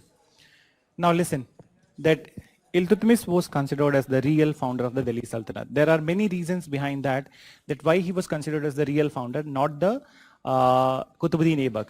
So first and the foremost was that the name of the Sultanate was Delhi Sultanate and the capital was the Lahore. So he kind of addressed this anomaly, and that anomaly was addressed by the transferring the capital from Lahore to Delhi. So that's how it became Delhi became the capital of the this Delhi Sultanate. Then the second initiative was that there was no official currency at this point of time for the Delhi Sultanate. So the official currency of the Delhi Sultanate was released by Iltutmish on the line of the Arabic coins, and this currency was known as, these two currencies were there. So they were known as the Jittal and Tanka. Okay? So Jittal and Tanka, these two were there, and two more initiatives were there, but first you write this one. So you write that Iltutmish was considered as the real founder of the Sultanate. Because of the following reasons.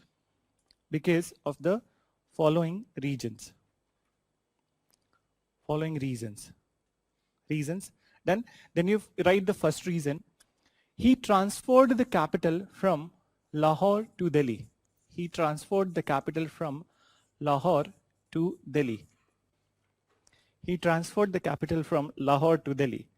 Then the second one,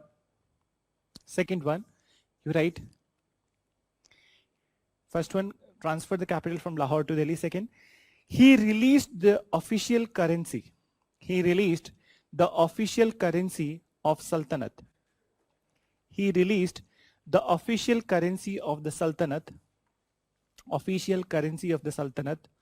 On the lines of Arabic coins. Which is so Jittal, first one you write Jittal, and this was made from copper. Jittal was made from copper, and Tanka, which was made from silver. So Jittal was made from copper and Tanka was made from silver. Then Then the third initiative was that for any sultanate there must be a well-established revenue administration. So for revenue administration, what he did, that he came up with the idea of the Ikta system. But Ikta system was thoroughly implemented. But if a question is asked, now listen, if a question is asked that who was the first person who initiated Ikta system in India, so that was the Muhammad Ghori. No. It came with the Muhammad Ghori, but it was not thoroughly applied. Then it came with the Muhammad Ghori, but it was not thoroughly applied, and Ikta system was thoroughly applied at this point of time. Then this point of time when the Iltutmish became the ruler. So we need to understand, don't write anything, just try to understand that what is the Ikta system. So Ikta system, and Ikta word stands for, this particular word stands for the piece of land. Piece of land. Then I have written in an incongruous manner, so piece of land. Now listen, so basically at this point of time what he did, that not only he elaborated the system, that he made the divisions of the kind of that all the land of the kingdom was divided into the various categories. So there were two categories of the land. So under this system there were two categories of the land. One was known as the Khalisa land. Khalisa land, and another, the major tract of the land was the Ikta land.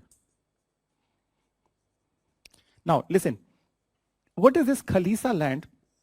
This is the land which belongs to the Sultan. Then, so Khalisa land is the one land which belongs to the Sultan, and all the revenue generated from this land will be meant for the personal expense of the Sultan. Okay? For his family, for his palace, for his children, everything. Okay? That will be meant for that. But the large tract of the land was the Ikta land. Then, so large tract, you can say that 10% would be the Khalisa, 90% is the Ikta land. Now, this large tract of the land, it will be divided into small tracts. Then, and these all small tracts will be given to the different officers. So these officers could be the nobles also. They can be army officers also. Then, so all mainly the officers of the kingdom, they will be given this land. And when they will be given this land, so these people will be known as the Ikta holders. या इनको एक और नाम से बोलते थे वली. ठीक है? Ikta das in Hindi, Wali in Urdu. ठीक है? So Ikta das, Ikta holder, or all the three names I'm writing. So that if this year exam Wali, I think it was there. So Ikta das. So these three names were given. So they were the officers in the kingdom. This land was given to the officers in the kingdom who were nobles, army officers, or any other officer. Then, so they were given this land. Now, they needed, listen, that they needed to generate the revenue from this land, and whatever revenue that was generated. So first of all, what they needed to do, that for example, that army officers are there, that generals are there, and they are cultivating in this land, and then they are getting some revenue. So what they will do, that from this revenue only, they will pay the soldiers. Then, so they will pay the soldiers, and they will also meet their own expenses. Same like that, nobles are there. They will pay the people working under them, and also their own expenses. And then if anything else is remain, so that will be transferred, surplus amount from the Ikta land will be transferred to the royal treasury. Then, so this was the system which was initiated by the Iltutmish. So you write that Iltutmish elaborated the Ikta system. And in brackets you write, elaborated the Ikta system, and in brackets you write, it was first introduced by Muhammad Ghori.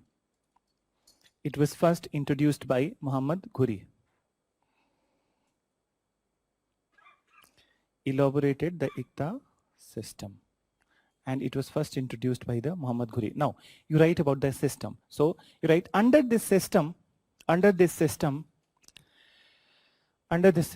land was divided into two categories.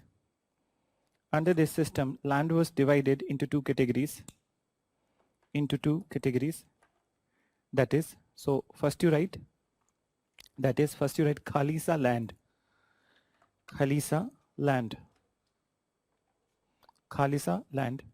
Then you write the revenue generated from this land. In the Khalisa itself you write, the revenue generated from this land the revenue generated from this land was meant for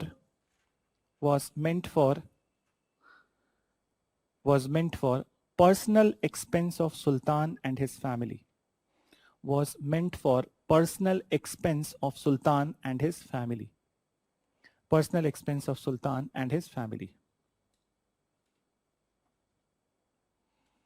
Personal expense of Sultan and his family. Then you write next, the major tract of land, the major tract, T-R-A-C-T, the major tract of land was known as Ikta land. Was known as Ikta land. Ikta land. Then further right, it was divided into small tracts. It was divided into small tracts, and given to nobles, officers, or army personnel,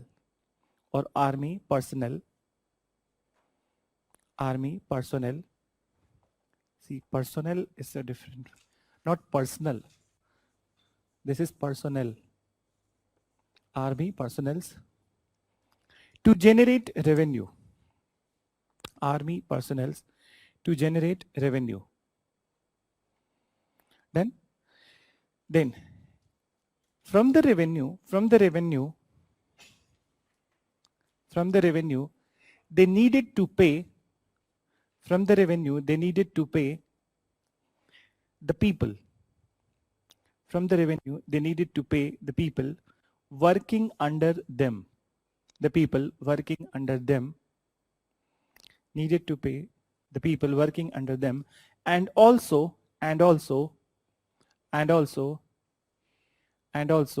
meet their own personal expense. And also meet their own personal expense. Meet their own personal expense.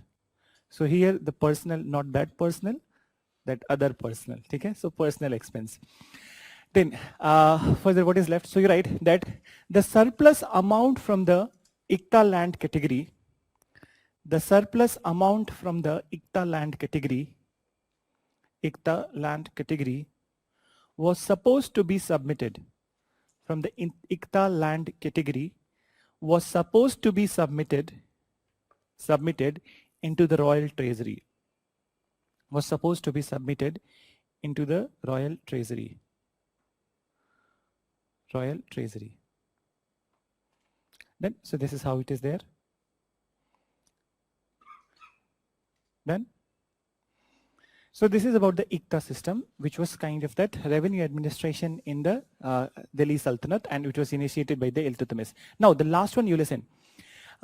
He believed that, Iltutmish believed that there must be some officers and some other people, some other nobles who must support the Sultan in his political functions. So for that, what he did, that people of the Turkish and Iranian origin, they were they were given high positions, and this group was known as the Turkane Chehelgani. And Chehelgani means that 40 people. So 40 people were appointed to suggest and advise and help Sultan in the political function. So this group was known as the Turkane Chehelgani, or many times it is also called as the Chalisa group. Okay, means that 40 log the, 40 people were there.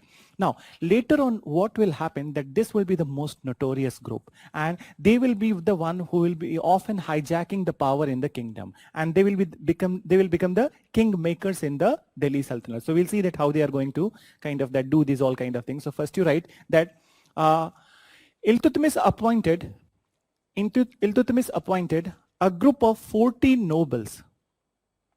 Iltutmish appointed a group of 40 nobles, 40 nobles known as Turkan, and then you will be writing I in middle, but how you pronounce, the diction would be the A. Okay? So Turkan A Chehelgani. Turkan A Chehelgani. Turkane Chehelgani. Then Turkane Chehelgani to assist Sultan in his political functions. To assist Sultan in his political functions. In his political functions. Then, so this is the group which was there. Now, everything was fine, everything was going on in a very good manner. But what happened? Meantime, what happened? That now comes that the date 1236. So around 1236, Iltutmish became kind of that he was severely ill, and in this situation, he needed to appoint next heir to the kingdom. So what he did, that he overlooked the claim of all his sons, and he appointed his daughter Razia as the next sultan. So this was something which was not liked by the many people and also the brothers of the Razia. In 1236, Iltutmish died, and Razia was about to be declared sultan, but there was a revolt. So for the time being, this revolt, when this revolt was there, so somebody else was, one of the son of the Iltutmish was appointed sultan, and he came to the power due to the support of this Turkani Chehalgani. But public revolted. That public revolted. It said that when the sultan has already appointed the next sultan, so how come he is the sultan? So when they revolted, so everybody kind of that became little bit considerate, and Razia became the next sultan. So she became the next sultan, but at this point of time, they will not sit back, this Turkani Chehalgani, and always they will be hatching some conspiracy against her. So first you write that that before his death, Iltutmish overlooked before his death, Iltutmish overlooked the claim of all his sons, and appointed Razia as the next sultan. His daughter appointed his daughter Razia as the next sultan. Appointed his daughter Razia as the next sultan. Then, after the death of Iltutmish,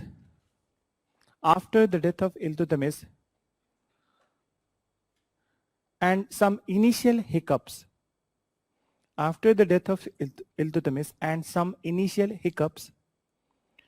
Razia became sultan in 1236. Initial hiccups. Razia became sultan in 1236.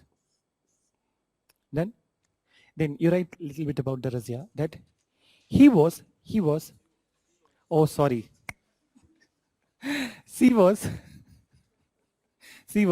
an able ruler. And started to wear the attire of men.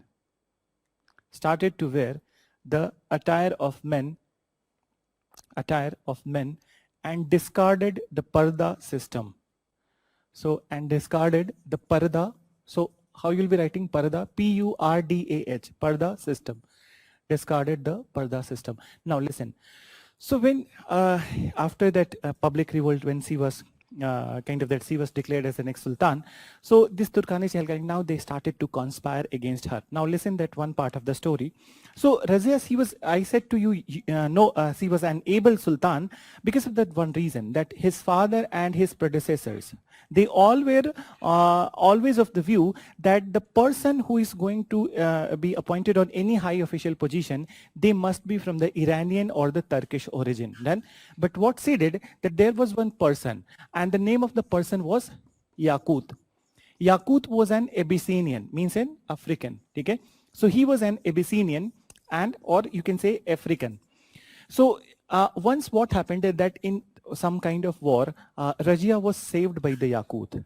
And then he fought bravely. So Razia was so impressed by the bravery of the Yaqut that she appointed Yaqut to a very high official position. So this was the moment that this Turkani Chehalgani, that they revolted. Then that they are started to say that how come you can appoint it African as on a very high official position. So what happened, that they started to conspire with the many governors at that point of time. And there was this governor of the Punjab. Okay, this governor of the Punjab, his name was the Altunia. Then, so they kind of conspired with the Altunia, and when Razia, when she was there in the Punjab part of that, particularly the Pakistani part of the Punjab, so she was imprisoned by the Altunia. Then, so when she was imprisoned by the Altunia, so she was very clever. What she did, that was very interesting. She proposed Altunia and she married Altunia. So that's how she saved herself from this conspiracy. So both came to power. Now, they were relentless. This Turkani Chehalgani, with this step of the Razia, they were relentless and they wanted to remove her as soon as possible. So now they were of the view that this kind of conspiracy will not work because she has her own wit and intelligence, and then she will kind of that, those people who are revolting, they will come by the side of the Razia. So what they did, that they gave the task of killing Razia to the dacoits of the Chambal. Okay? So the Chambal area is not infamous kind of that it was there in the present era, but it's there infamous from that time only. So these dacoits of Chambal were given the Supari. You must be knowing the Supari. So they were given the Supari, and there is a place called Kathal. In the Kathal itself, they not only killed the Razia but also Altunia. Then, so that's how in 1240 Razia was eliminated by the dacoits, and then the rule of the puppet ruler started. Okay? And they were kind of appointed by this Turkani Chehalgani, and they were removed by the Turkani Chehalgani. Then, so you write that what you have written till no, Parda system. Then you write that she appointed a person of African origin.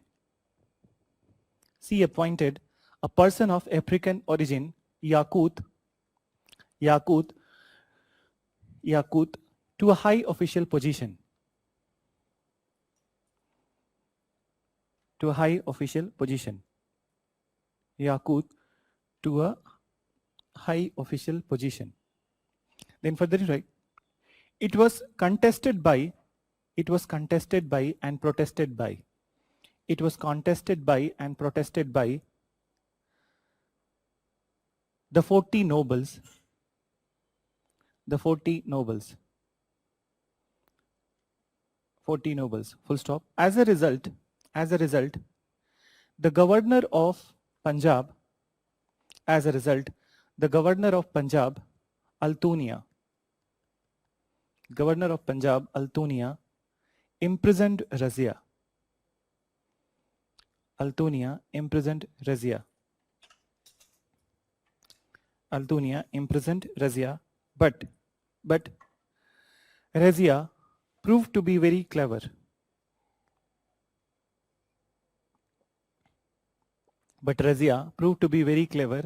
And she married Altunia. Proved to be very clever, and she married Altunia. Then after that you write, she married Altunia, full stop, and then you write, after this episode, the group of 40 nobles,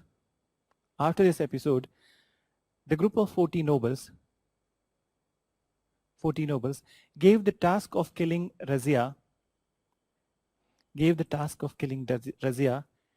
to the dacoits of Chambal. So DACOITS, dacoits of Chambal. Task of killing Razia to the dacoits of Chambal. Then in 1240 at Kaithal, KAITHAL, at Kaithal, Razia and Altunia were killed by the dacoits. KAITHAL. Katahal mat likhna. Okay, it's Kathal. Then, so this is how this is there. Now, the rule of the puppets. So there were few rulers. I'll tell you the name. Only names we need to write. First was that Bahram Shah. Okay. Then there was Nasiruddin Shah. Okay. Then Behram Shah, Masood Shah, and Nasiruddin Shah. So these were the three rulers. So first was there for only 1 or 2 years. Then second was also there for only 4 years. And then the last one, Nasiruddin Muhammad Shah, he was there for a very long period.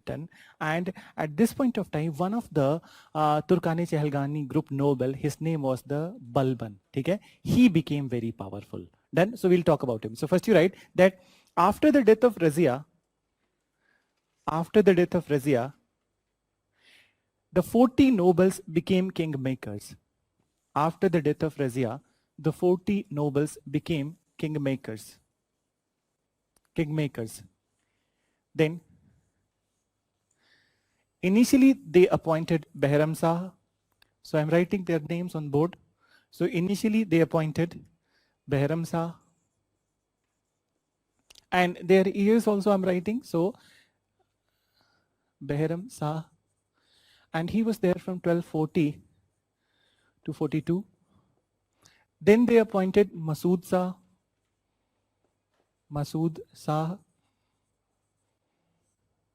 1242 to 46. Then, and then Nasiruddin Muhammad Shah. Nasiruddin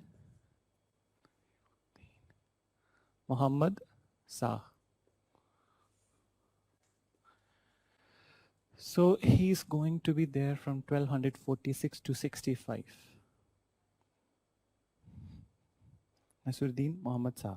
Now listen, that what happened over here, that when Nasiruddin Muhammad Shah was the ruler. So Nasiruddin Muhammad Shah, he was a kind of that pious ruler, and then he was generous also. So at during his kind of that, when he was the ruler, so what happened that this particular 40 noble group, Balban, then so Balban was the one. So what he did initially, that initially he married his daughter to the Nasiruddin Muhammad Shah. Okay, so that's what the relationship. So in the turn of that, in exchange of this matrimonial alliance, what happened that there was one very important post in the kingdom, and that post was created by the Nasiruddin Muhammad Shah only. That was the post of the deputy sultan, which was known as the original Turkish name was Nayab-e-Mamalkat. Then, so this post of Nayab-e-Mamalkat or the deputy sultan. So what Nasiruddin did, that he gave the post to the Balban. Then, so Balban became the de facto ruler at this point of time, but he waited for the death of the Nasiruddin Muhammad Shah. And in 1265, when Nasiruddin Muhammad Shah died, so Balban became the next ruler, and he's considered to be the most powerful ruler of the slave dynasty. Not all of Delhi Sultanate, but the slave dynasty. So you write that Nasiruddin Muhammad created the post of Nayab-e-Mamalkat. Created the post of Nayab-e-Mamalkat.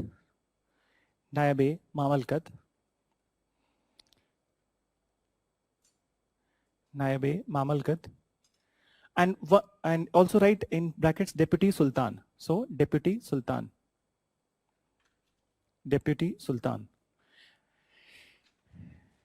Then further you write, one of the occupant of this post was Ghiyas-uddin Balban.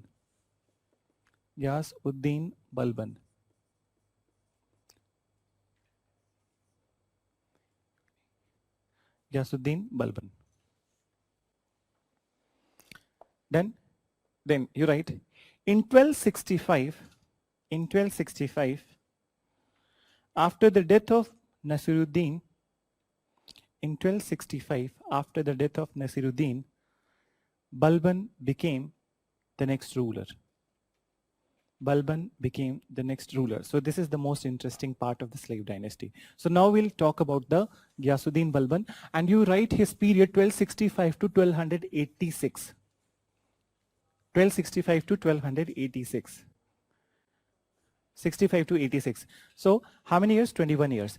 Now you see that what he's going to initiate at this point of time. So there are so many things about which are said about that Ghiyasuddin Balban. So first of all, I said to you that he is the most powerful. He was the most powerful ruler from the slave dynasty.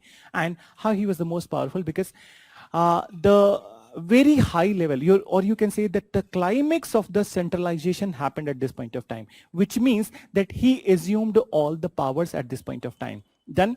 Then the kind of that prestige of the Sultanate was already on stake. So what he did, that kind of to increase the prestige of the Delhi Sultanate, he took some initiatives. And one such initiative was that he declared that the Sultan is the Zille Ilahi. What do you mean by Zille Ilahi? Shadow of God on the earth. Done. So divine theory of kingship was proposed by him. And when divine theory is proposed, so but obvious people need to pay obeisance to this particular Sultan. That was the one factor. Then he introduced few Iranian etiquettes into the code to kind of that to showcase that he is the prime. He has the prime position and the paramount power. So what was there? That these were the two Iranian etiquettes, Paibos and the Sajda. First, we'll talk about the Sajda.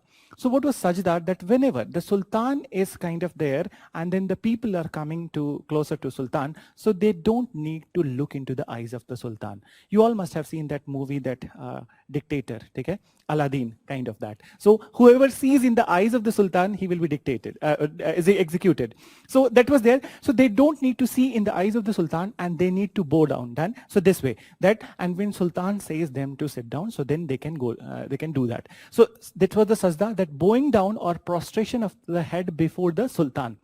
Second was the Paibos. So Paibos was like that when Sultan is there on his throne, so everybody one by one they will come closer to Sultan and they will kiss the feet of the Sultan. Then, so these were the two etiquettes.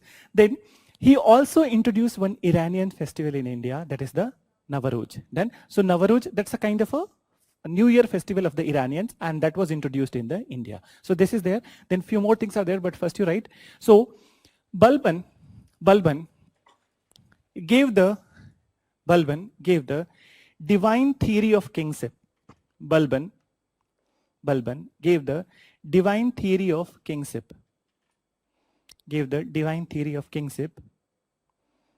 Whereby he declared that Sultan is Jile Ilahi. And in brackets you can write shadow of God on earth.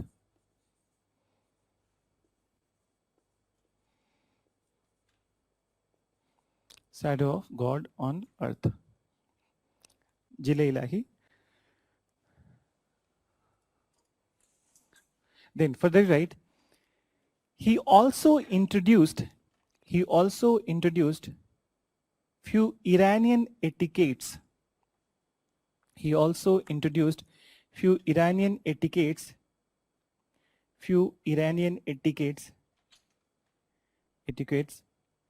In the court, which are, so first you write Sijda, Sajda, Sijda. Then, and in front of the Sijda you write, it is bowing down of head. Sijda, it is bowing down of head before Sultan. Bowing down of head before Sultan. And then Paibos. Second one you write Paibos. So in Paibos you write kissing the feet of Sultan. Kissing the feet of Sultan.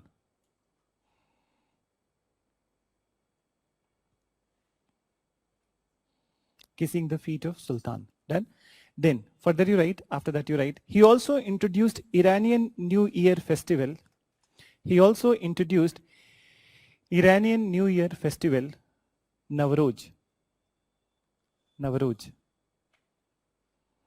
Iranian New Year festival, Navroz.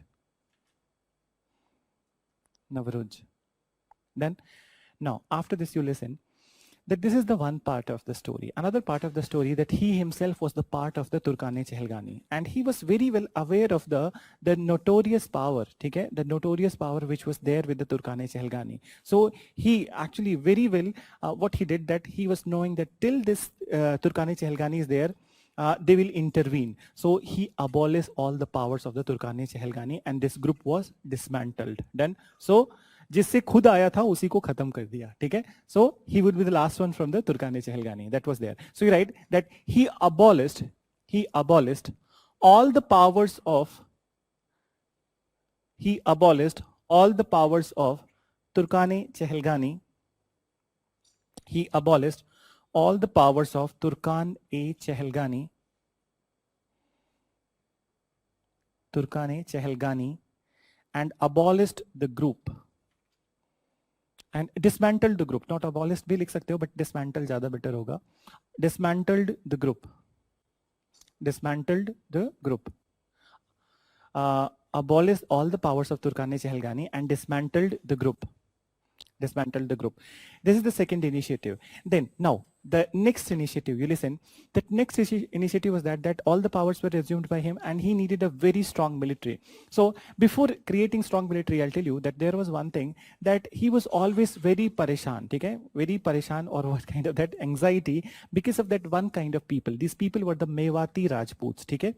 So Mewati Rajputs, and they were often attacking on Delhi. So what he did, that this Mewati Rajput attack was possible because of that Delhi area close to this NCR area, it was heavily forested. So he cleared all the forest so that they will be visible whenever they are coming. They will be visible and they can be kind of that defeated. So that's how he was successful. And then he created a very strong army and a department of the military. That department came to be known as the Diwane-Arij. Then, so you write that to fight the menace of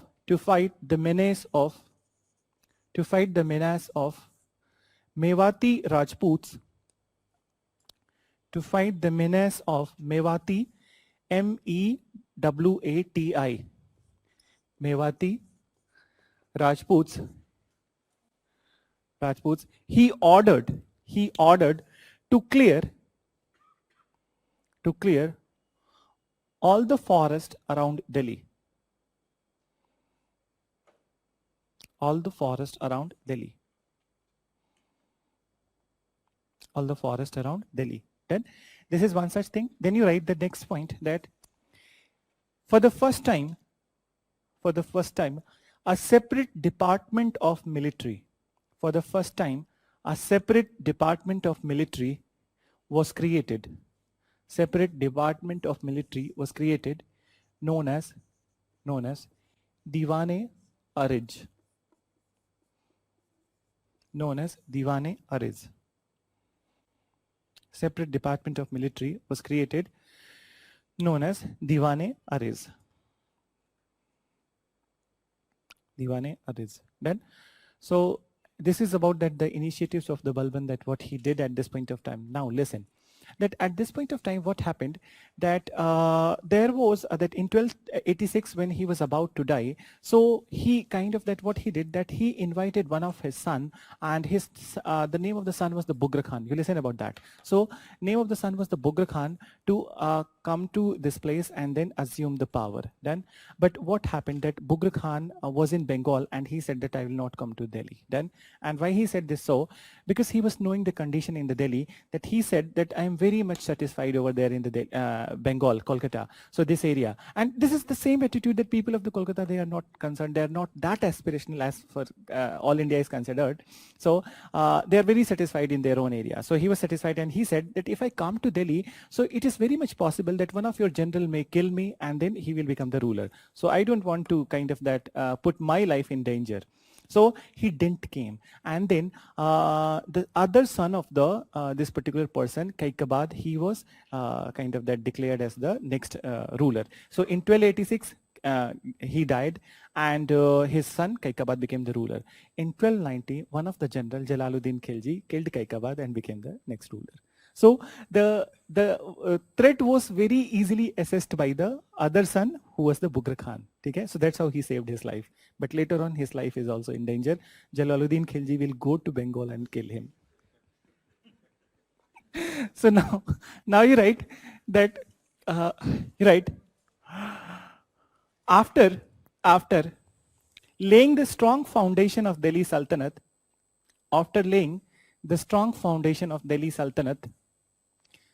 Balban died in 1286. Balban died in 1286. The strong foundation of Delhi Sultanate, Balban died in 1286. And his son and his son Kaikabad. So I'm writing on the board. So how you'll be writing? K-A-I-Q-A-H and then B-A-D. B-A-H-D. Kaikabad.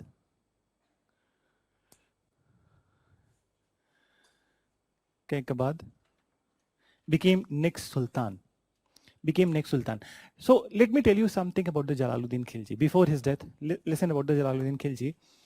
Jalaluddin Khilji, when he was that general, he was actually the general of the Balban, and he was very strong general. So when Balban was ruling, so at this point of time, you must have heard about the Mongols. So Mongols and the Mongol ruler Genghis Khan, he was one of the strongest ruler in this world at that point of time. So after the death of the Genghis Khan, his kingdom was divided among his 5 sons, and these 5 sons, they were they were roaming all over the world, and they were in the kind of search of the opportunity that we will defeat some people and then we'll capture that area. So one of the Mongol branch came India closer to the Indus River, and at this point of time, Jalaluddin Khilji not only defeated this Mongol, but he also coerced them to accept Islam. So people often get confused कि भैया नाम तो है Genghis Khan, ठीक है? Genghis Khagan. So why they need to accept Islam? The original name is Genghis Khagan, not Khan. I'll tell you the story behind that. The Genghis Khan was from Mongolia. He was Genghis Khagan then, and then the religion that they followed these Mongolians, it was the Buddhism and the mixture of some folk religion of the Mongolia. So their Khagan religion was the mixture of the Buddhism and then the Mongol folk religion. So that was there.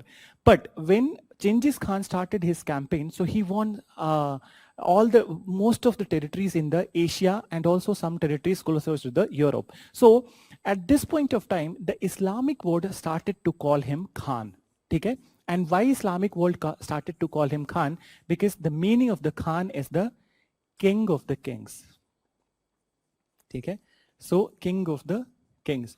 So he was given this title Khan by the Islamic world then, because it was a respect to the Genghis Khan. And at this point of time, when Jalaluddin Khilji defeated these Mongols at the banks of river Indus, so these Mongols, they accepted, many of them, they accepted Islam and they came with the Jalaluddin Khilji. I will be using this story again in the Alauddin Khilji's period, this Mongol part. So you must keep this in mind then. So you write, now you write. So in 1290, one of the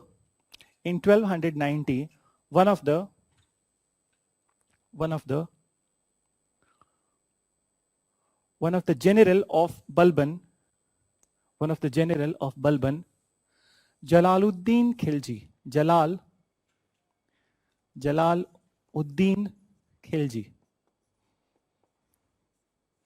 Jalaluddin Khilji assassinated the last slave ruler. Jalaluddin Khilji assassinated the last slave ruler and established Khilji dynasty in Delhi.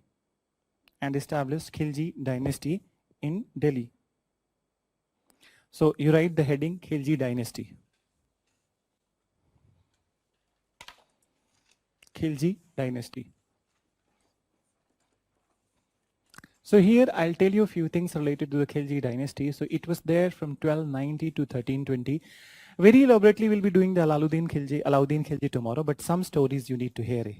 So what happened? Now you listen a little bit of the story. So Jalaluddin Khilji became the ruler. Jalaluddin Khilji became the ruler in 1290, and he was respected by the public. Okay? So he was respected by the public because of that Mongol episode. Then and many Mongols joined Islam, and because of also that he was an able ruler.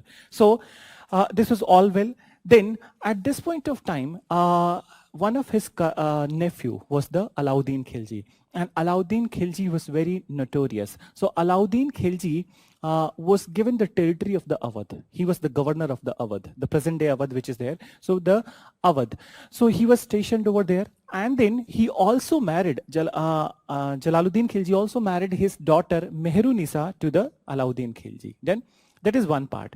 Then what happened that once he was there at the throne and he became the ruler of the Delhi Sultanate, so what he decided that Bengal is the richest province in India. So what he did that he decided that he will go to Bengal and then defeat the Bengali governors, and then he will get some money and then he will come back. So when he was going to Bengal, so what happened that he defeated this, and the son of the this particular person, what's her name? Balban, Bughra Khan. So Bughra Khan defeated and killed, and then he kind of got a huge sum of wealth from the Bengal. Meanwhile, what happened that Alauddin Khilji did one thing. He did not took the permission of the Jalaluddin Khilji. And then there was one area in the Maharashtra. The name of the area was the Devagiri. Devagiri. There are many names of Devagiri. It is Devagiri and Daulatabad. Later on it will be known as Daulatabad, and present day name is the Aurangabad. Okay? So let me tell you about that. This Aurangabad, Devagiri. So it was ruled by, Devagiri was ruled by Ramachandra Yadav. Then, and it is said that it was the richest place on the planet Earth at that point of time, Devagiri. And recently it was assessed by the many teams of the archaeologists and all those people, historians. So what has been published right now is that there was no house in the Devagiri where less than 5 kg gold was there.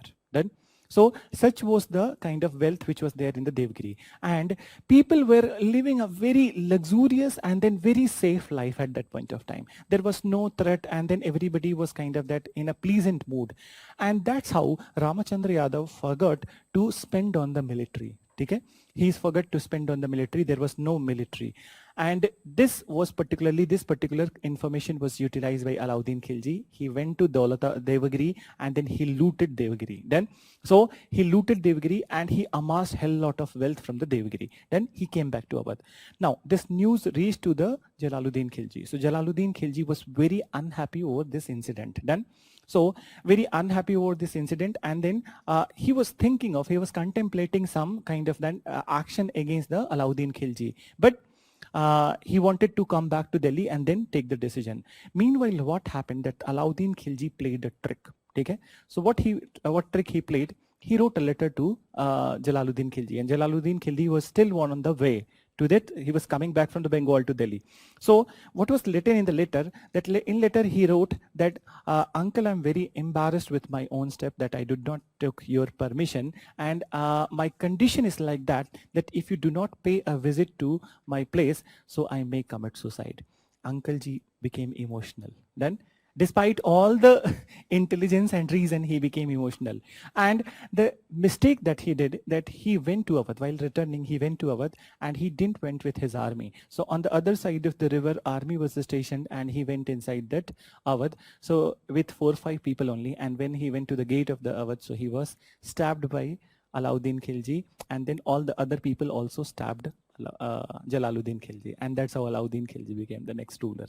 So that's how the arrival of the Alauddin Khilji was there. But then after, the stories also, so many things are there. The Gujarat episode, then Malik Kafur episode, then Padmavati episode. So these all are there. So now you write, just you write that Jalaluddin Khilji after coming to power, led an expedition. After coming to power, led an expedition to Bengal. After coming to power, led an expedition to Bengal and received huge sum of wealth from Bengal. Received huge sum of wealth from Bengal.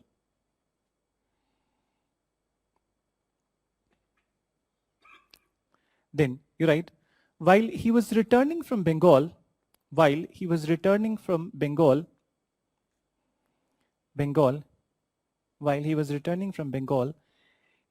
assassinated by his